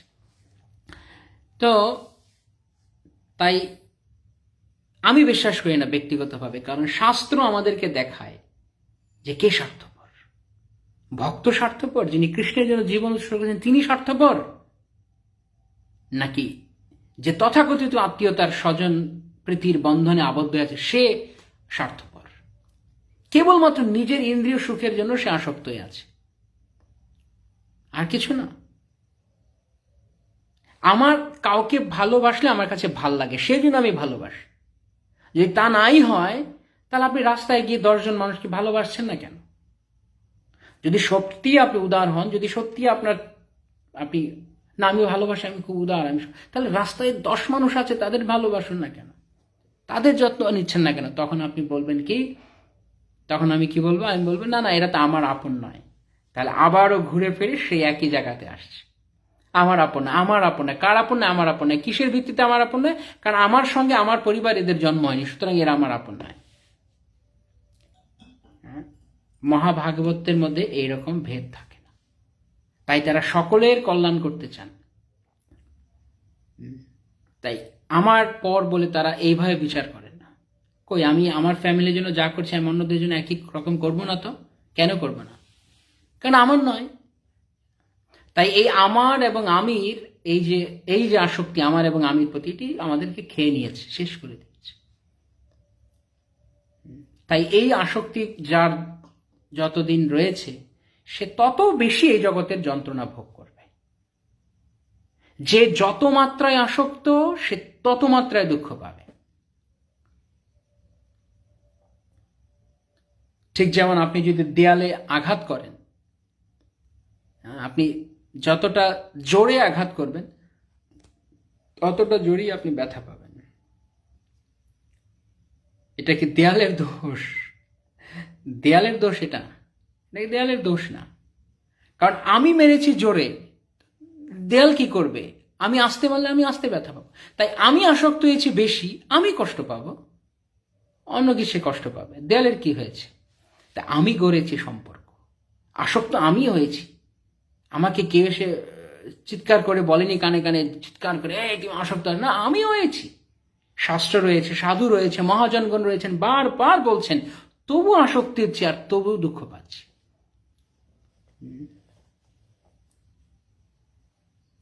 দেখে শুনে বুঝে আবারও সেখানে আসক্ত হচ্ছে। তো একদিকে এই রকম আসক্তিতে যারা রয়েছে না, তারা তারা আসলে তারা দুর্ভাগা। কিন্তু কৃষ্ণ কখনো কখনো তাদের জীবনে সৌভাগ্য দান করেন, এইভাবে কোনো সাধুজনকে পাঠান। যদি সেই সাধুর নির্দেশ গ্রহণ করে সাধুর চরণে সে আসক্ত হয়, সাধুর প্রতি তার আসক্তি অর্পণ করে, তাহলে স এব সাধু সুকৃত মোক্ষদ্বারম অপামৃতম, তখন তার মুক্তির দ্বার উন্মোচিত হয়। কেন? কারণ সাধু স্বার্থপর নন। সাধু স্বার্থপর হলে এসে নিজের কথা বলতেন, সাধু এসে কৃষ্ণের কথা বলছেন। সাধু এসে বলছেন না আমার প্রতি আসক্ত হও, তিনি এসে বলছেন কৃষ্ণকে ভালোবাসো। তাই সাধুই জীবের পরম বন্ধু, সেই কথা এখানে বলা হচ্ছে। আমরা অনেক সময় মনে করি শত্রুকে আর মিত্রকে। তাই সাধুকে, যারা সাধুকে জানে না তারা সাধুকে শত্রু মনে করে। কেন সাধুকে শত্রু মনে করে? কারণ সাধু আমাকে এমন এমন কথা বলছে যে কথা আমার ভালো লাগছে না। সাধুর কথা আমার কানে গেলে আমার কানটা গরম হয়ে যাচ্ছে, কারণ সাধু আমাকে আসক্তি ছাড়তে বলছে। কেন? তাই সাধুর কথা আমার ভালো লাগে না। আচার্যগণ বারবার বলছে যে নিজের পায়ে নিজে কুরুল মারছো যে তুমি এখানে আসক্ত, সাবধান। কিন্তু আমরা শুনছি না। ভক্তি সিদ্ধান্ত সরস্বতী ঠাকুর প্রভুপাদ ওনার গৌড়ীয় পত্রিকায় 30 দশকের কথা তিনি একটি নিবন্ধ লিখেছেন, যেখানে উদাহরণ দিয়েছেন মৌমাছির মতো। মৌমাছি বিভিন্ন ফুলে ফুলে ভ্রমণ করে মধু আহরণ করে একটা মৌচাক বানায়, আর সেই চাক বড় কষ্ট করে বানায় এবং আশা করে একসময় বসে বসে খাবে আরাম করে, তাই তো? তো আমরাও এরকম আরাম, মানে ভবিষ্যতের আরামের জন্য আমরা দেহের সঙ্গে সম্পর্কিত আত্মীয় স্বজন, ধন সম্পদ, গৃহ পরিবার, এর সব কিছু আমরা রেখে দিচ্ছি স্টোর করে সুন্দর করে, যে একসময় আনন্দ করব। কিন্তু বলা হচ্ছে, ভক্তিনাথ সরস্বতী ঠাকুর প্রভুপাদ বলেছেন, যেমন মৌমাছি যখন অনেক মধু আহরণ করে মৌচাক বানায়, তখন একদিন হঠাৎ করে কেউ এসে আগুন লাগিয়ে দেয় মৌচাকে আগুন লাগিয়ে সব মৌমাছি চলে যায়, মধুটা ভেঙে নিয়ে চলে আসে মৌচাকটা। তো এই দশা হবে কারোর, উনি বলেছেন এই দশা হবে যদি তোমরা কৃষ্ণের সেবায় সমস্ত কিছু নিয়োগ না করো। মানস দেহ গেহ যো কিছু মোর ওর পিলু তুয়া পদে নন্দকিশোর, যদি সমস্ত কিছু কৃষ্ণের সেবায় নিযুক্ত না করো, তাহলে একদিন এরকম মৌচাক বানাবে, আর তারপর মহাকাল, যার সামনে কেউ দাঁড়াতে পারবে না। সমস্ত বন্ধন, সমস্ত আসক্তির জায়গা ভেঙে চুরে নিয়ে চলে যাবে, আগুন লাগিয়ে দেবে তোমার আসক্তির জায়গাতে। তখন তোমাকে সরতে হবে, তখন তোমাকে জবরদস্তি সে আসক্তি থেকে বেরিয়ে আসতে হবে। তাই বুদ্ধিমান ব্যক্তি জবরদস্তি এরকম যন্ত্রণায় পড়ে আসক্তি ছাড়াবে না। অতএব মায়ামোহ ছাড়ি বুদ্ধিমান, নিত্যতত্ত্ব কৃষ্ণ ভক্তি করুন অনুসন্ধান। কারণ যেখানেই আমরা আসক্তি হচ্ছে সেটি হচ্ছে অনিত্য। আর আমরা এই প্রিন্সিপালটি আমাদেরকে ভালো করে বুঝে নিতে হবে। আমি জীব, নিত্য, সৎ, চিৎ এবং আনন্দম, আমরা নিত্য জীব, নিত্য আত্মা, কিন্তু আমি আসক্তিটি রাখছি অনিত্য বস্তুতে। স্বাভাবিক দুঃখ পাবো, স্বাভাবিক, কারণ আমি যাকে ধরতে চাইছি সে আমি জানা কথা অনিত্য। যেমন একটি ছোট বাচ্চার ক্ষেত্রে, সে যদি সারা জীবন তার গায়ের একটা ছোট জামাকে ধরে রাখতে চায়, পারবে? সম্ভব না, কারণ ওই ছোট জামা সে সারা জীবন পরতে পারবে না। যখন সে বড় হবে ওই জামা ছিঁড়ে যাবে এমনিতে, এটা তাকে ফেলে দিতে হবে। কিন্তু আসক্তি ত্যাগ করতে হবে তার জামার প্রতি। ঠিক সেরকম আমি না এটা আমার লাগবে, এটা আমি ধরে রাখবো সারা জীবন, অনিত্য, থাকবে না। ঠিক একই রকম ভাবে এই দেহটি এবং এই দেহের সঙ্গে সম্পর্কিত যে আত্মীয়তার বন্ধন, যে সম্পর্কগুলো, এগুলো সব দুঃখময়। এবং এই দুঃখে আমরা সবাই জর্জরিত হয়ে যাব যদি আমরা এই আসক্তিকে আগে ভাগে না সরাতে পারি। তাই সাধুর কাজ হচ্ছে যিনি আসেন এবং এই আসক্তিকে ছিন্ন করান। তিনি সংসারকে দূরে রেখে কৃষ্ণকে ভজনা করতে বলেন। কোন সংসারকে? যে সংসার কৃষ্ণ সংসার নয়, যেখানে কৃষ্ণ নেই, যার মূল উদ্দেশ্য কৃষ্ণ নয়, সেরকম সংসারকে দূরে রাখো এবং কৃষ্ণকে ভজনা করো। অথবা আরেকটি হচ্ছে কি, সংসারের মতো আছে কিন্তু হৃদয়ের ভেতরে সংসারের প্রতি আসক্তি রেখো। তাই সাধু বলেন, সংসার ভজিলি সে গৌরাঙ্গ ভুলিলি, না শুনিলি সাধুর কথা। সাধুর কথা শুনলাম না, বরং সাধুর কথা শুনে তাকে মনে হচ্ছে গায়ে যেন কেউ গরম তেল ঢেলে দিচ্ছে ওর কথা শুনলে, এবং মনে হচ্ছে একে এখানেই ধরে মারি। তো তাকে শত্রু মনে হচ্ছে, সাধুকে শত্রু মনে হচ্ছে, কিন্তু সাধু শত্রু নয়, সাধুই প্রকৃত মিত্র। এবং সাধু যে প্রকৃত মিত্র তা সাধুর কথা জীবনে অ্যাপ্লাই না করা পর্যন্ত বোঝা যাবে না যে সাধুই আমার আসল মিত্র। এই জগতে সাধুর মতো বড় বান্ধব কেউ হতে পারে না। আমরা আগের দিনে বলছিলাম সেই কথা। যখন রত্নাকর তিনি জঙ্গলে এরকম পশু হত্যা করছেন, তখন ব্রহ্মা এবং নারদ মুনি গিয়ে সেখানে, তখন তারা বলছেন তুমি এইভাবে কেন হত্যা করছো? না, আমি আমার পরিবার প্রতিপালন করছি, তাই আমাকে এদেরকে হত্যা করতে হচ্ছে। তখন রত্নাকর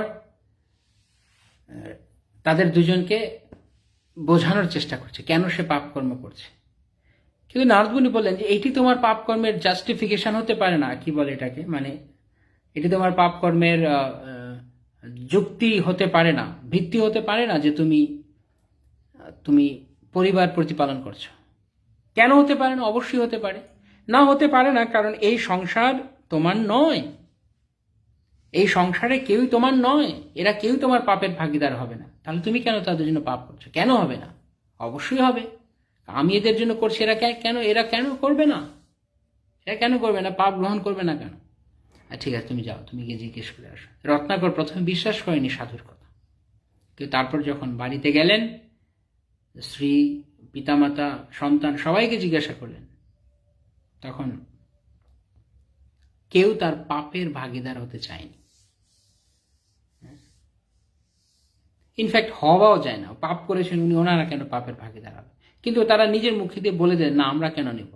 তোমার কাজ আমাদেরকে দেখভাল করে, তুমি দেখভাল করো, কিন্তু আমরা এই দায়িত্ব কেন নেব? তখন এক এক করে পিতামাতার কাছ থেকে, স্ত্রীর কাছ থেকে, সন্তানের কাছ থেকে শুনে উনি বুঝতে পারলো যে আমি কাদের জন্য পাপ করছি। তখন বুঝতে পারলো সাধু আমার শত্রু ছিল না, মিত্র ছিল। প্রথমে মনে হচ্ছে আমার শত্রু, আমার সংসারের সাথে আমার সম্পর্ক ছিন্ন করে দিতে চাইছে। সাধুকে আমরা এরকমই মনে করি, সাধুকে আমরা মনে করি এক নাম্বার কালপ্রিট, কারণ সে আমাদের সাংসারিক আসক্তি বন্ধন ছিন্ন করাচ্ছে। তাই প্রথমে আমরা সাধুকে শত্রু মনে করি। কিন্তু কোন সংসার, যে সম্পর্ক জড় সম্পর্ক, যেখানে কৃষ্ণ নেই, সেই সম্পর্ক থেকে সাধুর ছড়ানোটাই কাজ। আপনার ভালো লাগুক কি না লাগুক, সাধু পেয়েছেন একটি ধন্যবাদহীন কাজ, যেটি এই শ্লোকে বলা হচ্ছে। ভগবত ভক্তকে অত্যন্ত কেউ কেউই কখনোই কেউ তার প্রতি দুর্ব্যবহার, কখনো কেউ কেউ তার প্রতি দুর্ব্যবহার করতে পারে, সাধুর প্রতি করে। কারণ সাধু কেন এরকম কথা বলেন, তাই সাধুর প্রতি দুর্ব্যবহার করে। কেননা বদ্ধজীবেরা ভগবত ভক্তির দিব্য জ্ঞান গ্রহণ করতে প্রস্তুত নয়, যেমনটা রত্নাকর প্রস্তুত ছিলেন না। তাই ভগবানের বাণীর প্রচার করা তারা পছন্দ করে না, সেটি হচ্ছে তাদের রোগ। যারা ভগবানের বাণী গ্রহণ করতে চায় না তারা রোগী, তারা অসুস্থ, তারা রোগী। আর তারা বলে না ভক্ত এই যে মাথা খারাপ, এ রোগী হয়েছে, এ পাগল হয়ে গেছে। তুই পাগল বেটা, যে ভগবানকে ভালোবাসে না সে পাগল। তাই সারা জগৎটা পাগল যদি কেউ কৃষ্ণকে ভালো না বাসে। আর যে কৃষ্ণকে ভালোবাসে সেই প্রকৃতপক্ষে প্রকৃতিস্থ, সেই প্রকৃতপক্ষে ঠিক আছে তার মাথা, আর বাকি সব পাগল আছে। তাই ওরা বলছে তুই পাগল, কিন্তু আসলে ও জানে না যে ও পাগল। ভক্তকে দেখে বলছে তুই পাগল হয়ে গেছিস, তুই সম্পূর্ণ এসব কি হয়েছে রে তোর, কৃষ্ণ কৃষ্ণ করে মাথাটা খারাপ হয়ে গেছে, এখন তুই কাউকে চিনিস না, তুই তোর মতো হয়ে গেছিস, স্বার্থপর হয়ে গেছিস। আসলে কে পাগল? এক পাগলে আরেককে বলছে পাগল। কারণ আসলে যে পাগল কি আর সুস্থ মানুষ কি তার সংজ্ঞাই সে জানে না। তাই এখানে বলা হচ্ছে এটি তাদের রোগ। আমি বলছি না, আমি বললে আমাকে কেউ কিছু বলতে পারে, আমি বলছি না, এটা প্রভুপাদ বলছেন, আচার্য বলছেন, আচার্য বাক্য, যে যদি আমরা কৃষ্ণকে ভালো না বাসি এবং সাধুদের এই কৃষ্ণ কথার বাণী প্রচার পছন্দ করি না, কারণ আমরা কৃষ্ণকে ভালোবাসি না, তাই কৃষ্ণ বাণী প্রচার পছন্দ করি না, তাই আমরা রোগী। রোগ, এটা আমাদের রোগ, সেটি হচ্ছে তাদের রোগ। সাধুদের অপ্রশংসিত দায়িত্ব হচ্ছে ভগবত ভক্তির গুরুত্ব তাদেরকে বোঝানো। অপ্রশংসিত দায়িত্ব সাধুদের দায়িত্ব, সাধুদের কর্তব্য কখনো কেউ প্রশংসা করে না। কারণ সাধু যখনই কড়া কথা বলে তখন সাধুকে ভাল লাগে না। কিন্তু সাধুর এটা অপ্রশংসিত, এর জন্য তিনি কোনো ধন্যবাদ পান না, বরং লোককে নিন্দা করে, গালাগালি করতে থাকে। কিন্তু সাধুর এটাই কাজ, ভগবত ভক্তির বাণী প্রচার করা। যতই মন খারাপ করুক, যতই হৃদয়ে আঘাত লাগুক, সত্যি কথা হৃদয়ে আঘাত লাগেই লাগে। মিথ্যে কথা, তোষামত করা কথা, জোড়াতালি দেওয়া কথা আঘাত লাগে না, কিন্তু সত্যি কথা ঘা লাগে, দুঃখ লাগে। তো সাধু সত্যি, পরম সত্যি কে? কৃষ্ণ। কৃষ্ণ পরম সত্য। তাই পরম সত্যকে দিতে গেলে জগতের সমস্ত মিথ্যাকে কাটতে হবে, সমস্ত মিথ্যাকে ধুয়ে মুছে পরিষ্কার করলে তবেই কেবল পরম সত্য হৃদয়ে আসতে পারেন, এবং সেই কাজটি সাধু করেন। তাই সাধুর কাজটি মোটেও প্রশংসার নয় জগতের লোকের কাছে। তাই তারা শত্রু মনে করে সাধুকে। শত্রু এবং মিত্রের পার্থক্য কি? সেটি কেবল আচরণের পার্থক্য। সমস্ত জীবের প্রতি সাধুর যে আচরণ তা বদ্ধজীবেদের ভববন্ধন মোচনের জন্যই। তাই বদ্ধজীবের মুক্তির জন্য সাধুর থেকে বড় কোনো বন্ধু হতে পারে না।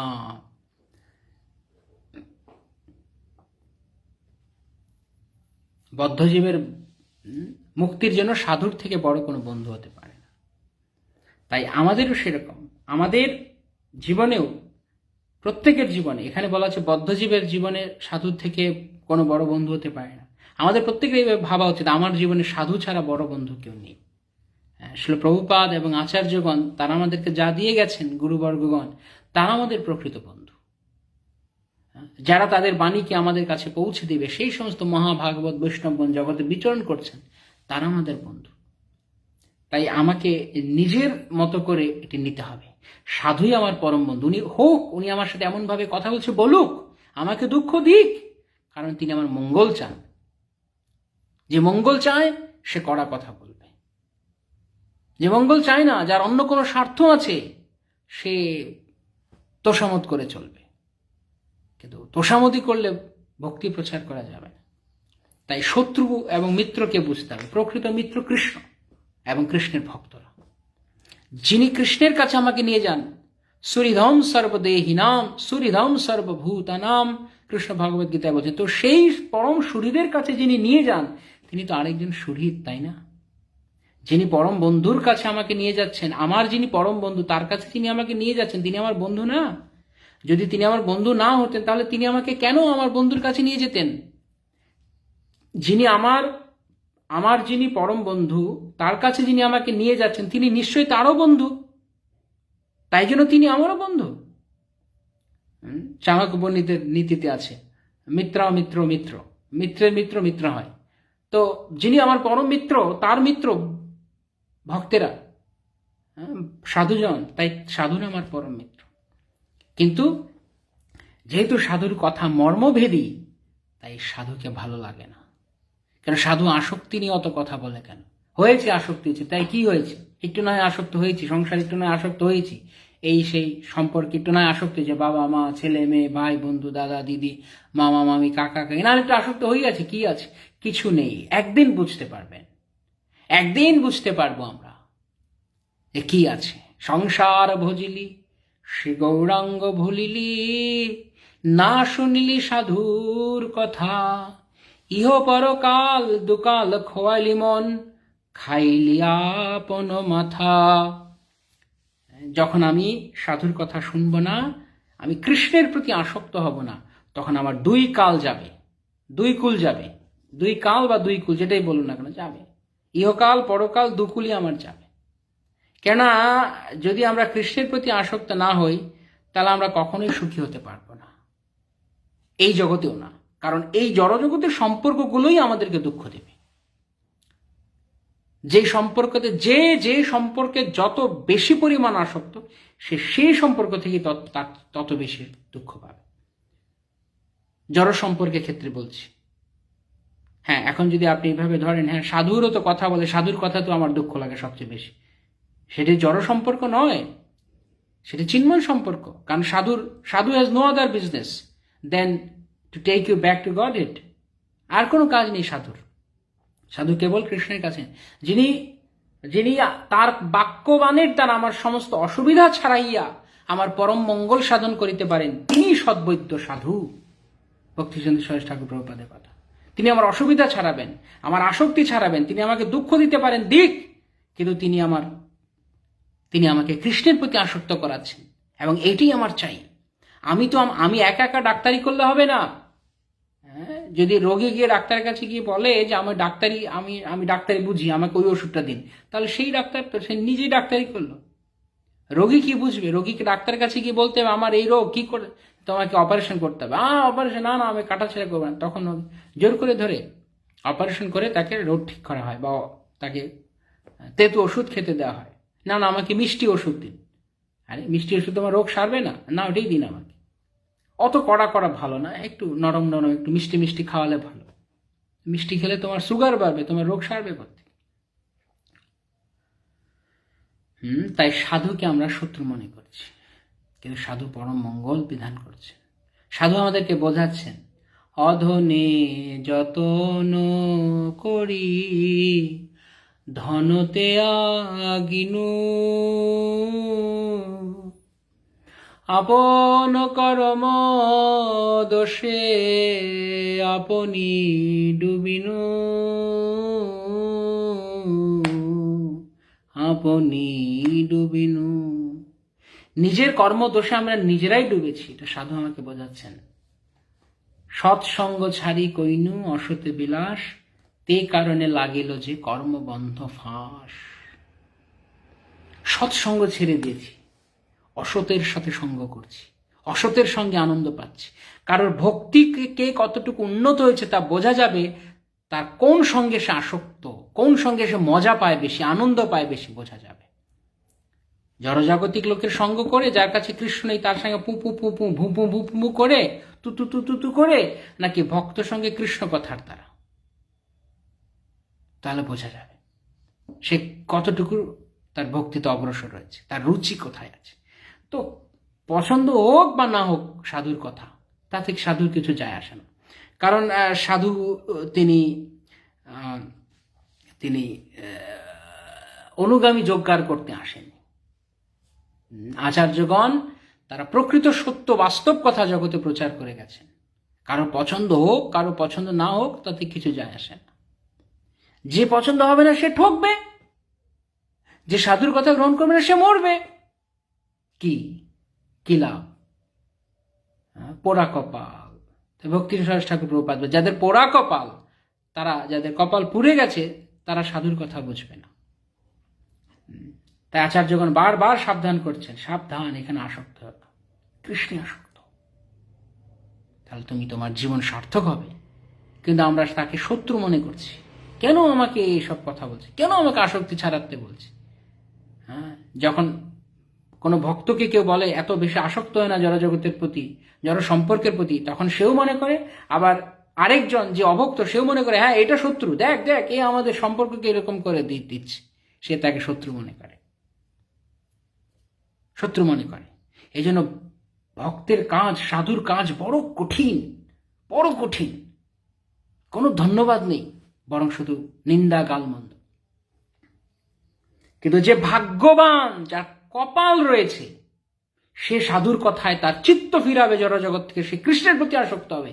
যার কপাল মন্দ, যার কপাল পুড়ে গেছে, সে সাধুর কথা এক কান দিয়ে শুনে আরেক কান দিয়ে বের করে দেবে, শুনতেই থাকবে কিন্তু কোনো কাজে লাগাবে না, যার কপাল পোড়া। এবং সেই কপাল পোড়ার কোনোদিনও কল্যাণ হতে পারে না। যে সাধুর কথা গ্রহণ করে না তার কখনো কল্যাণ হতে পারে না। তাই আচার্যরা, তারা শাস্ত্রে বারবার তারা বলে যাচ্ছেন, আচার্যগণ এখনো সময় আছে, কৃষ্ণের দিকে মুখ ফেরাও, কৃষ্ণের প্রতি আসক্ত, কৃষ্ণকে ভালোবাসো।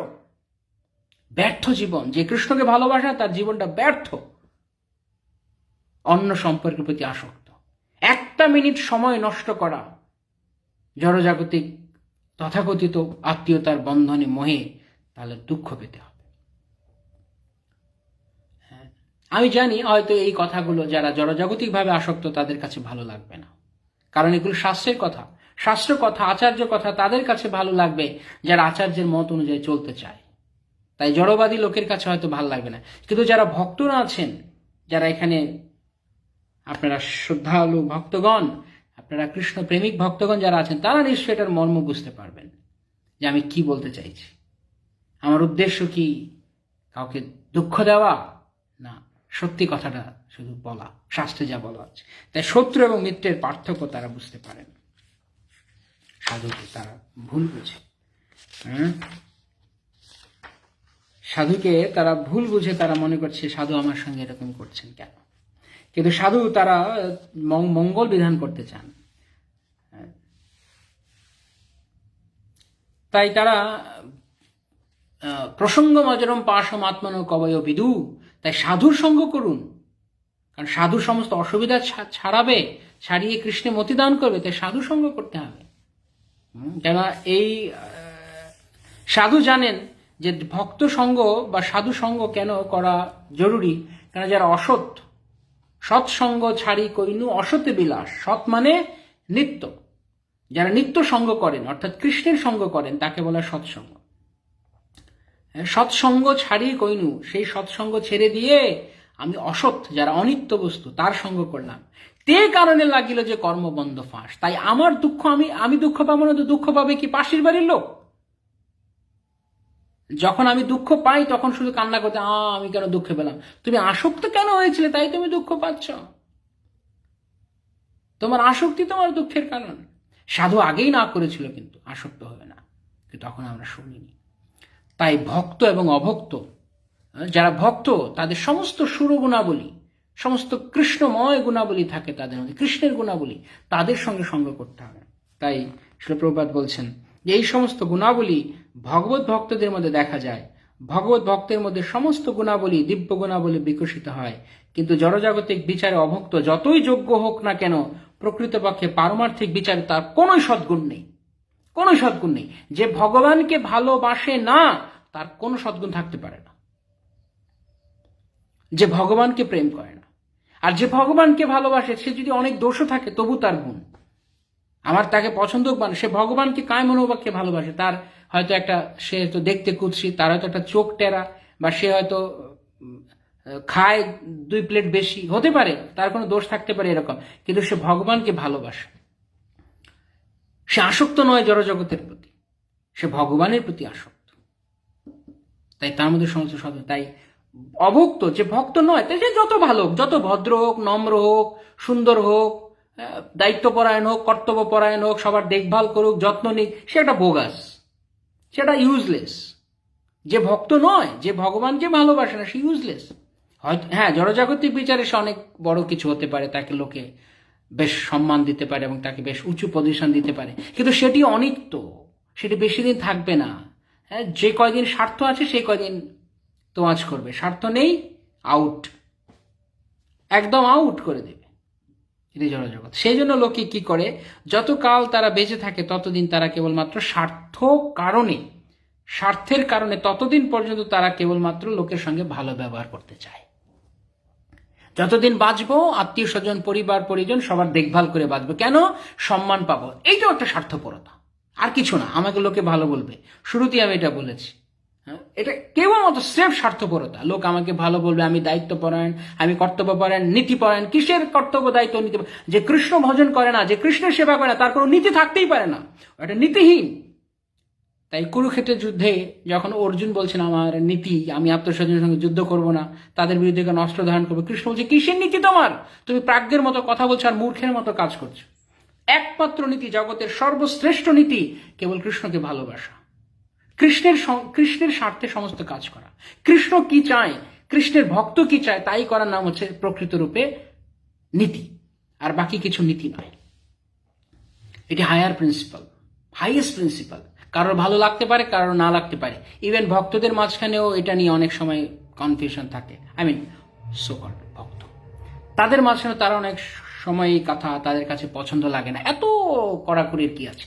বিকজ আসক্তি ছাড়াতে হবে। যদি আসক্তি না যায় জড়জগৎ থেকে, আত্মীয়তার সম্পর্ক বিভিন্ন মনে, তাহলে কখনো কৃষ্ণ পাওয়া যাবে না, কখনো না। ভক্তিচন্দ্র সরস্বতী ঠাকুর প্রভুপাদ বলেছেন, পূর্ব দিকে রক্ষিত বস্তু সারা জীবন পশ্চিম দিকে হাঁটিলেও লব্ধ হইবে না। তাই কৃষ্ণ যেদিকে, কৃষ্ণের দিকে আসক্তি 100%, শত কৃষ্ণের দিকে ভালোবাসা থাকতে হবে। এটা রাতারাতি হবে না, কিন্তু চেষ্টা করতে হবে। কায়, মৌন এবং বাক্য দ্বারা কৃষ্ণকে ভালোবাসতে হবে। যেখানে আসক্তি থাকবে, মৃত্যুর সময় সেই জায়গাতে মন যাবে এবং পরবর্তী জন্মে শেষ। তাহলে কি আত্মীয়তার বন্ধন? কোন বন্ধন? কার প্রতি স্বার্থ, কার প্রতি মায়া মমতা করছি আমরা? নিজের পায়ে নিজেই কুরুল মারছি, যেটা আমি শুরুতেই বলেছিলাম। নিজে গর্ত খুঁড়ছি, সেই গর্তে নিজে পড়ছি, কারণ আসক্তি আমি করেছি। আমি যার প্রতি আসক্তি হলাম সে তো মরে গেল, সে তার মতো চলে গেল, আর আমি তার প্রতি আসক্তি নিজের ক্ষতি করলাম। আমি কৃষ্ণ ছেড়ে দিয়ে আমি নিজের ক্ষতি করলাম, কারণ মৃত্যুর পর আমাকে আরেকটা শুয়োর কুকুর বেড়ালে জন্ম নিতে হবে।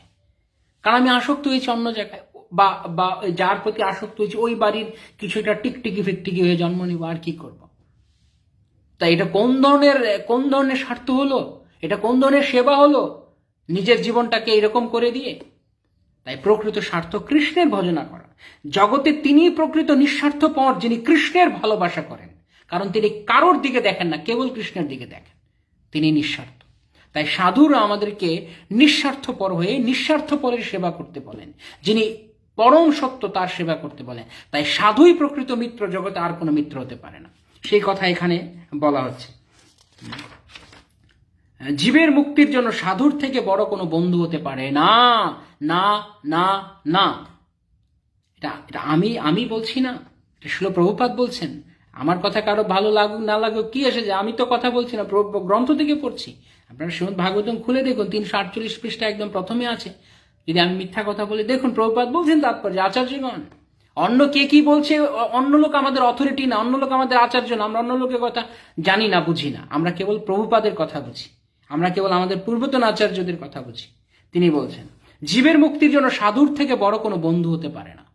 যতই আমি বলি না কেন, আমার মা, আমার বাপ, আমার ভাই, আমার বোন, আমার দাদা, আমার দিদি, আমার মামা, আমার কাকা, আমার এই সেই ঘোড়ার ডিম, এগুলো সব অর্থহীন যদি তারা আমাকে কৃষ্ণ উপদেশ না দেয়।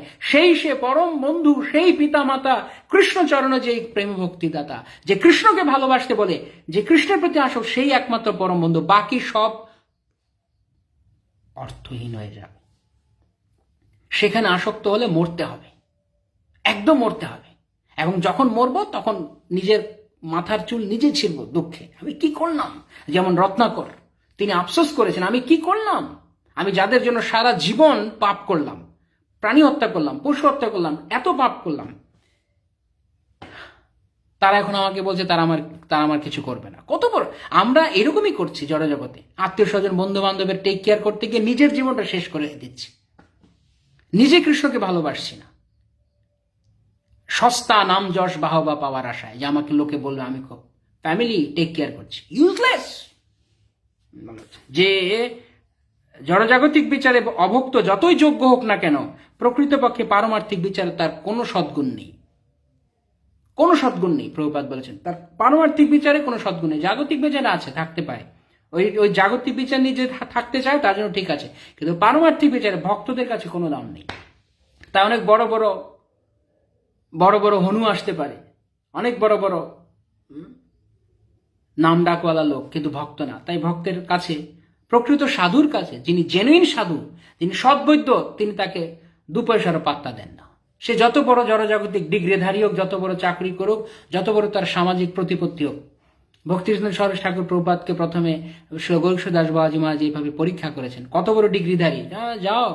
কারণ সাধুর কাছে জড়জাগতিক বিচারে আমি বড় পড়াশোনা করেছি, বড় চাকরি করি, বড় প্রমোশনালা লোক, ইউ আর ইউজলেস। কারণ আপনি কৃষ্ণকে ভালোবাসেন না, কোনো লাভ নেই। বরং যদি কৃষ্ণকে ভালোবাসে, সে রাস্তার ভিখিরি হলেও সে দামি, কারণ তার কাছে কৃষ্ণরূপ সম্পদ রয়েছে। কৃষ্ণরূপ সম্পদ রয়েছে। তাই সাধু, তিনি কৃষ্ণ দিতে জানেন।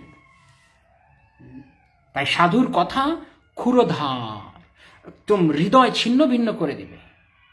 কিন্তু যদি কেউ গ্রহণ করে, জীবনে তার কাজ হবে, সফল হবে, তার জীবন উজ্জ্বল হবে। কিন্তু যে সাধুর কথা গ্রহণ করবে না, না শুনিলি সাধুর কথা, ইহ পরকাল দুকাল খোয়ালি মন খাইলি আপন মাথা।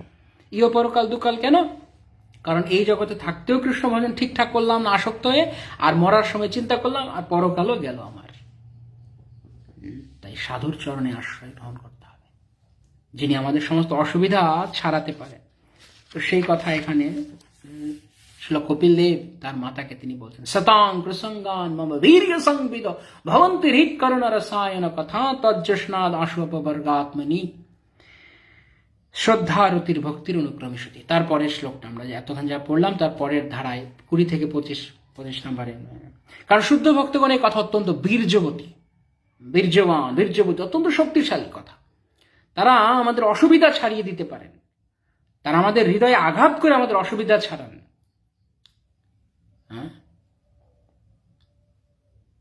অসুবিধা ছাড়ান। একটুখানি কষ্ট হতে পারে প্রথম দিকে সাধুর কথা শুনলে, কিন্তু সাধু মঙ্গল করেন। সাধু মঙ্গল ছাড়া অমঙ্গল কারো চান না। কিন্তু সেই সাধুকে আমরা মনে করি শত্রু, কোন আমার শত্রু। কারণ আমার গিট ছিঁড়ছে কেন, আমার গেরো ছিঁড়ছে কেন, গেরোটা থাকুক, গিটটা থাকুক। জড়বাদী মানুষের চিন্তা। যে কৃষ্ণ চেতনাময় নয়, সে সাধুকে শত্রু মনে করে। পূর্বতন আচার্যগণ যারা রয়েছেন, তারা এমন কথা কেন এত কড়াকড়ি কথা বলেছেন, কেন, কি দরকার? শত্রু। কে শত্রু? যিনি আমাকে ভোলে ভালে, আমাকে মায়া জালে আবদ্ধ করে কৃষ্ণ বলে রেখেছেন, সে হচ্ছে শত্রু। তাই প্রকৃত শত্রু এবং মিত্রের সংজ্ঞা বোঝার চেষ্টা করতে হবে।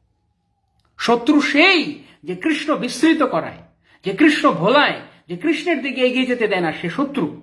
আর সেই বন্ধু, সে পরম বন্ধু, সেই পিতামাতা কৃষ্ণ চরণে যেই প্রেম ভক্তিদাতা, যিনি কৃষ্ণকে ভালোবাসতে বলেন, যিনি কৃষ্ণকে ভালোবাসা দিতে চান, তিনি পরম বন্ধু। কিন্তু কপাল পোড়া, আমার কপাল পুড়ে গেছে, তাই ভাগ্যহীনা, তাই আমরা কৃষ্ণকে ভালোবাসি না, আমরা সাধুকে শত্রু মনে করি। তাই এই হচ্ছে মহতের কৃপা। মহতের কৃপা না হইলে কোনো কার্য নাই হয়। সংসার, কৃষ্ণ ভক্তি দূরে রহু, সংসার নহে ক্ষয়। তাই মহতের কৃপা ছাড়া কোনো কাজ হবে না। নৈষামতিস্তাবদুরক্রমাং হ্রিং, প্রহ্লাদ মহারাজ বলছেন, যতক্ষণ না পর্যন্ত বিনা মহৎ পাদরজ অভিষেকম, যতক্ষণ না পর্যন্ত শুদ্ধ ভক্তের চরণ ধুলির দ্বারা আমরা অভিষিক্ত হচ্ছি, আমাদের কোনোদিনও মঙ্গল হতে পারে না, কোনোদিনও কৃষ্ণমতি আসবে না। সাধুর চরণের কৃপা ছাড়া কৃষ্ণমতি আসবে না। নৈষামতিস্তাবদ উরুক্রমাং হ্রিং, উরিক্রম কৃষ্ণের চরণে কখনো আমাদের মতি আসবে না, যদি আমরা সাধুর কৃপা লাভ না করতে পারি, সাধুর চরণ ধুলি আমরা না পেতে পারি। সাধুর চরণ ধুলি মানে কি? শুধু সাধুর কাছে গেলাম, পায়ে ধরলাম, পায়ে ধরো প্রণাম করো, এইটাই শুধু না। সাধু শুধু চরণে ধরলাম, আর সাধু কি বলছে? কৃষ্ণ ধর, কৃষ্ণকে ভালোবাসা, আমি আমার মতো থাকবো। এইসব কোনো কাজ হবে না। এইসব পায়ে ধরে কিচ্ছু হবে না কারোর কোনোদিন। হ্যাঁ, একটুখানি হতে পারে, পায়ে ধরেছে, ঠিক আছে, কোনো একটা অজ্ঞাত স্বীকৃতি, কিন্তু this not the main purpose. সাধুর চরণধুলি মানে সাধুর কৃপা, সাধুর কৃপা মানে সাধুর বাক্য গ্রহণ করা জীবনে, কৃষ্ণকে ভালোবাসা। সাধুর পায়ে ধরার দরকার নেই, সাধুর মনের ভাব বুঝুন, সাধু কি চায়, এবং সাধুর অনুবর্তী হয়ে চলুন, সাধুর অনুগমন করি আমরা। তাই শ্রীল প্রভুপাদ কি করে আমি চিৎকার করলাম, শ্রীল প্রভুপাদ কি জয়, শ্রীল প্রভুপাদ কি জয়, শ্রীল গুরুদেব কি জয়, অমুক সাধু কি জয়, অমুক প্রভু কি জয়, বলে লাভ কি? যদি আমি অমুক সাধুর, অমুক প্রভুর বা প্রভুপাদের বা গুরুর নির্দেশ পালন না করি, গুরু সাধু শাস্ত্র বারবার নির্দেশ দিচ্ছেন কৃষ্ণকে ভালোবাসো, সব আসক্তি ছুটাও, কৃষ্ণকে ভালোবাসো, সেটা শুনবো না আর শুধু গুরু কি জয়, প্রভুপাদ কি জয় বললে কি লাভ? প্রভুপাদকে যে জয়ধ্বনি দিচ্ছি তার নিজের জীবনে বাস্তব প্রতিফলন থাকতে হবে। প্রভুপাদ যা শিক্ষা দিয়েছেন, সংসার সংসার করি মিছে গেল কাল, লাভ না হইল কিছু ঘটিল জঞ্জাল। তাই কেবল দুঃখ আর দুঃখ যদি আমরা কৃষ্ণকে ভুলে যাই, অনেক যন্ত্রণা পেতে হবে, প্রচুর শাস্তি আমাদের জন্য অপেক্ষা করে রয়েছে। এই জগতেও দুঃখ পেতে হবে, কারণ যদি কৃষ্ণ, যদি কৃষ্ণ কারোর প্রতি সত্যি করুণাময় হন, তাহলে কৃষ্ণ তাকে দুঃখ দেবেন, কাউকে দিয়ে তাকে দুঃখ দিয়ে তাকে তার দিকে মুখ ফেরাবে। আর যদি কৃষ্ণকে করুণা না করেন, সারা জীবন ওই হাদা ভোদা বলদের মতোই তার জীবন চলে যাবে। ওই রকমই জীবন চলে যাবে, মূর্খের মতোই তার জীবন চলে যাবে যদি কৃষ্ণ কৃপা না হয়। যদি কৃষ্ণ কৃপা করেন, তাহলে সাধু আমাদের অসুবিধা ছাড়াবেন।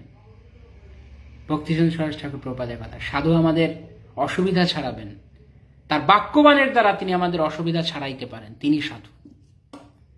যিনি মিষ্টি মিষ্টি কথায় শুধু তোষামত করেন, সব জড়জগতিক লোকের কাজ। তাই আমরা শুরুতে যেটি দিয়ে আলোচনা শুরু করেছিলাম, সেই জায়গাতে আবার আমরা যাচ্ছি কি, আসক্তি। জড় প্রসঙ্গ মজরম পাশম আত্মনো কবয় বিদু সাধু সেবকৃত মোক্ষদারম অপাবৃতম। প্রসঙ্গ মজরম পাশম, অত্যন্ত শক্তিশালী আসক্তি তে বুদ্ধিমানেরা লাগেন না, আসক্ত হন না, কারণ তারা জানেন এটি আমার সর্বনাশ করবে। তাই সেই আসক্তিটি তারা কি করেন, সাধুর প্রতি অর্পণ করেন। সাধুর প্রতি মানে সাধুর কথার প্রতি, সাধুর কথার প্রতি।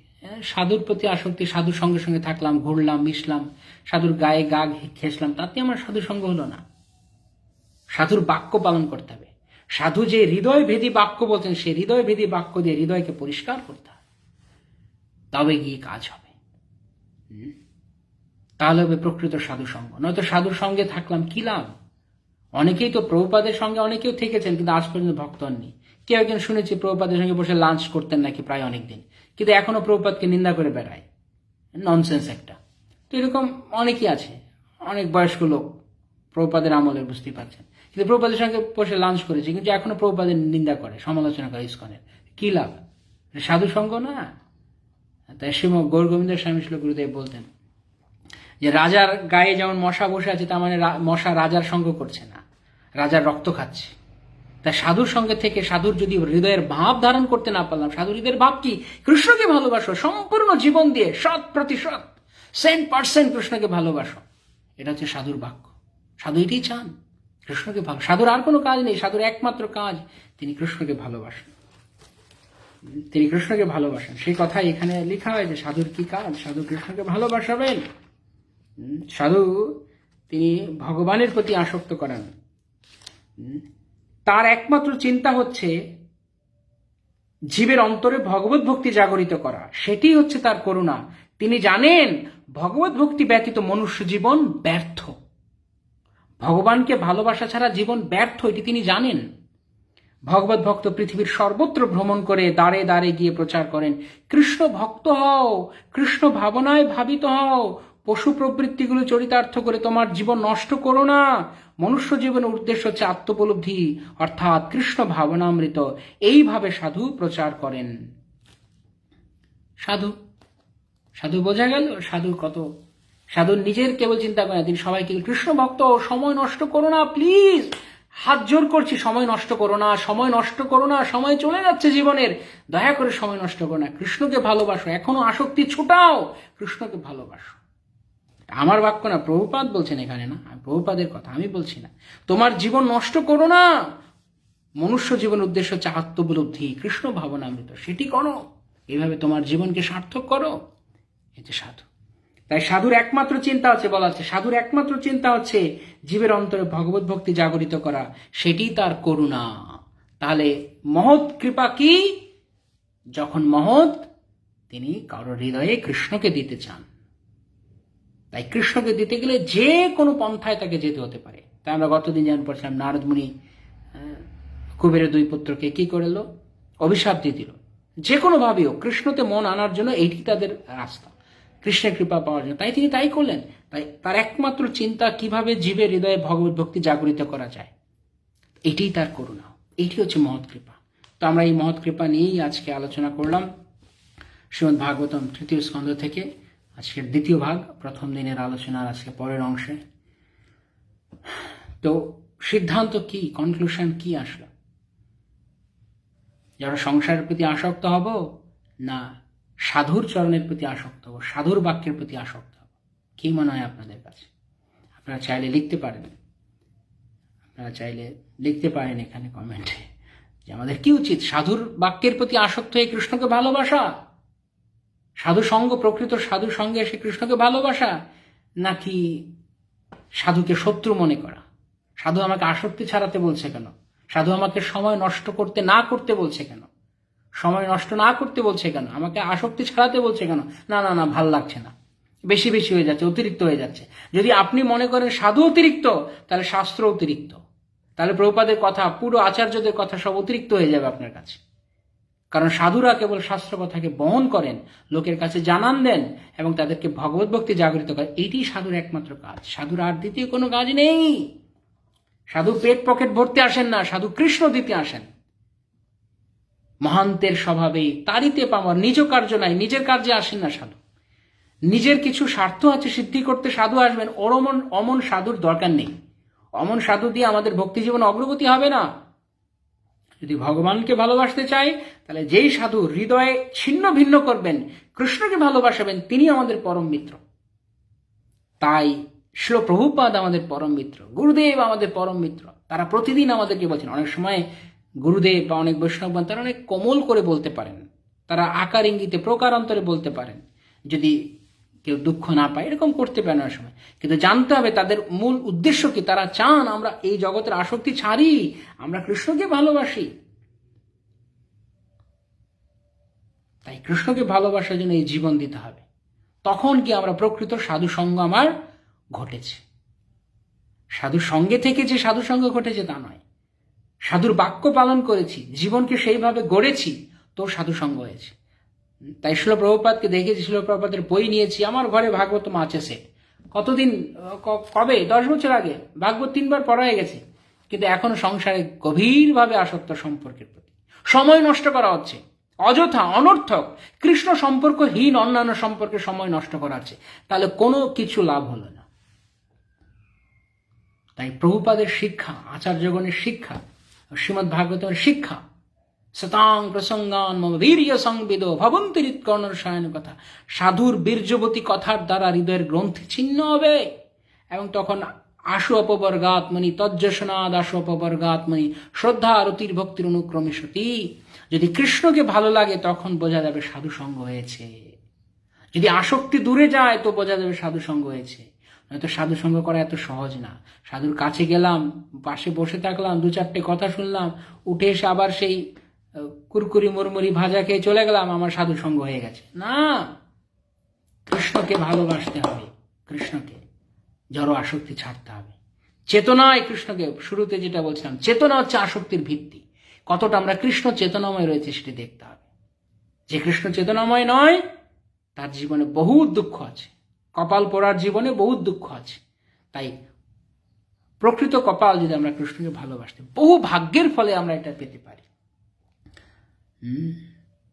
বহু পুণ্য ফলে সুপহু মিলল, প্রেম পরশমণি গোড়া গুণ গাও শুনি। বহু পুণ্যের ফলে প্রেম পরশমণি আমরা পেয়েছি, প্রেম রত্ন আমরা পেয়েছি। এটা আমরা অযত্নে হারাতে চাই না। তাই সাধু সে প্রেম রত্ন আমাদের কাছে দিতে পারেন। গৌরাঙ্গ মহাপ্রভু দিয়েছেন, তার অনুগামী পার্শ্বদেরা দিয়েছেন। তাই তাদের কাছে আমাদের সেটি গ্রহণ করতে হবে, নয়তো এই জীবন নষ্ট হয়ে গেল, বেকার চলে গেল এই জীবন। আমরা বললাম মাত্রই, সাধু জানেন ভগবানকে ভালোবাসা ছাড়া এই জীবন ব্যর্থ। তাই তিনি কেবল সেই বাণী প্রচার করেন। এটি তার সাধুর একমাত্র কাজ। ভগবানকে ভালোবাসা নয়তো তোমার জীবন ব্যর্থ ব্যর্থ ব্যর্থ।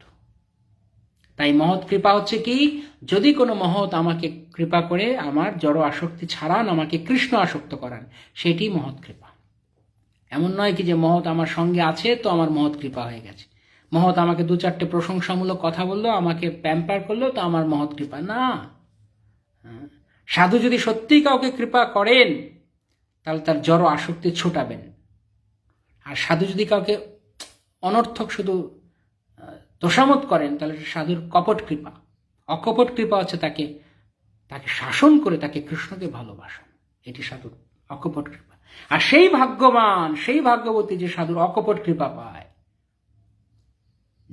আপনি খুব ভালো সেবা করছেন, খুব সুন্দর, ও খুব ভালো হয়েছে, দান প্রশংসা করছে, না না না না, প্রশংসা করছে কেন আমাকে? আমার দোষ ধরে দিক, আমার বলুক, আমার কথায় কারেকশন হতে হবে। তাহলে এইভাবে নিজেকে এগিয়ে আসতে হবে। আমাকে বলুন হে সাধুগণ, হে বৈষ্ণবগণ, আমাকে বলুন আমার কোথায় কোথায় আমার কি কি দোষ আছে, আমাকে কিভাবে আমি কৃষ্ণের প্রতি আসক্ত হতে পারি তা বলুন। এটা হচ্ছে প্রকৃত তত্ত্ব জিজ্ঞাসা। সাধুর কাছ থেকে এটা হচ্ছে প্রশ্ন। সাধু আমাকে আশীর্বাদ করুন, আমাকে বলুন আমি যেন কৃষ্ণকে ভালোবাসতে পারি। কিভাবে কৃষ্ণকে ভালোবাসতে? আমার অনেক আসক্তি রয়েছে, দয়া করে ছাড়িয়ে দিন, আমার এই মায়া ছাড়ান, তাহলে কাজ হবে। অতএব মায়ামোহ ছাড়ি বুদ্ধিমান, নিত্য তত্ত্ব কৃষ্ণ ভক্তি করুন অনুসন্ধান। বুদ্ধিমানদের বলা হচ্ছে, যারা বুদ্ধিমান তারা মায়ামোহ ছেড়ে কৃষ্ণ অনুসন্ধান করবে। আর যারা বোকা, হাঁদা, গাধা, তারা কৃষ্ণ ভজন করবে না, তারা কৃষ্ণ ভুলে থাকবে। তো মহতের কৃপা আমরা বাঞ্ছা করি শ্রীল প্রভুপাদের কাছে, শ্রী গুরুপাদ পদ্মের কাছে, সমস্ত বৈষ্ণবগণের কাছে আমরা মহৎ কৃপা প্রার্থনা করি। তাদের করুণা ভিক্ষা চাই যেন তারা আমাদেরকে কৃষ্ণে মতি দান করেন, কৃষ্ণের রতি দান করেন, যা ছাড়া জীবন বৃথা মিথ্যা। সমস্ত সাধুগণ আমাদের এই আশীর্বাদ করুন, শ্রীল প্রভুপাদ পরম্পরা আচার্যগণ, এবং আপনারা সকলে আমাকে আশীর্বাদ করুন। আমার কথা ভালো নয়, পড়াশোনা জানি না, তো কোনো রকম মূর্খের মতো দু চারটে কথা অ ক খ শিখেছি, বলছি। অনেক সময় বলতে গেলে অনেক সময় দুঃখ লাগতে পারে, কারোর হৃদয়ে হয়তো আমি কষ্ট দিয়ে থাকতে পারি। তো আমাকে দয়া করে আপনারা ক্ষমা করবেন, যেহেতু মূর্খ তাই কথা বলতে পারি না ভালো করে। কিছু যদি ভুল থাকে, আপনাদের হৃদয়ে আঘাত লাগে, তাহলে দয়া করে আমাকে মার্জনা করবেন। আর আমার এই আশীর্বাদ করুন, শাস্ত্রের যেই কথা রয়েছে সেই কথা যেন আমি আমার জীবনে প্রয়োগ করে আমি যেন কৃষ্ণকে ভালোবাসতে পারি। এছাড়া আমার আর আপনাদের করুণা, আপনাদের আশীর্বাদ ব্যতীত আমার আর কোনো ভরসা নেই, কারণ আমার নিজের শক্তি নেই আমি কৃষ্ণকে ভালোবাসব। আমার ভিতর অত্যন্ত নোংরা হয়ে রয়েছে, তাই আমি এই কথাগুলো চিৎকার করে করে এই জন্য বলি যাতে আমার কানে প্রবেশ করে, আমি যাতে শুনতে পারি যে আমার কি করা উচিত। তাই আত্মশোধন করার জন্য শ্রীমদ্ ভাগবতের এই কথাগুলো বললাম। যদি যদি কষ্ট হয় কারোর, অনাকাঙ্ক্ষিতভাবে কাউকে দিয়ে থাকি, তাহলে দয়া করে আমাকে অপরাধ মার্জনা করবেন। হরে কৃষ্ণ। বাঞ্ছা কল্পতরুভ্যশ্চ কৃপা সিন্ধুভ্যেব চ পতিতানাং পাবনেভ্যো বৈষ্ণবেভ্যো নমঃ। অনন্ত কোটি বৈষ্ণববৃন্দ কি জয়, শ্রীল প্রভুপাদ কি জয়, গৌর প্রেমানন্দে হরি হরি বল। সবাইকে অনেক ধন্যবাদ। শ্রীল প্রভুপাদ কি জয়।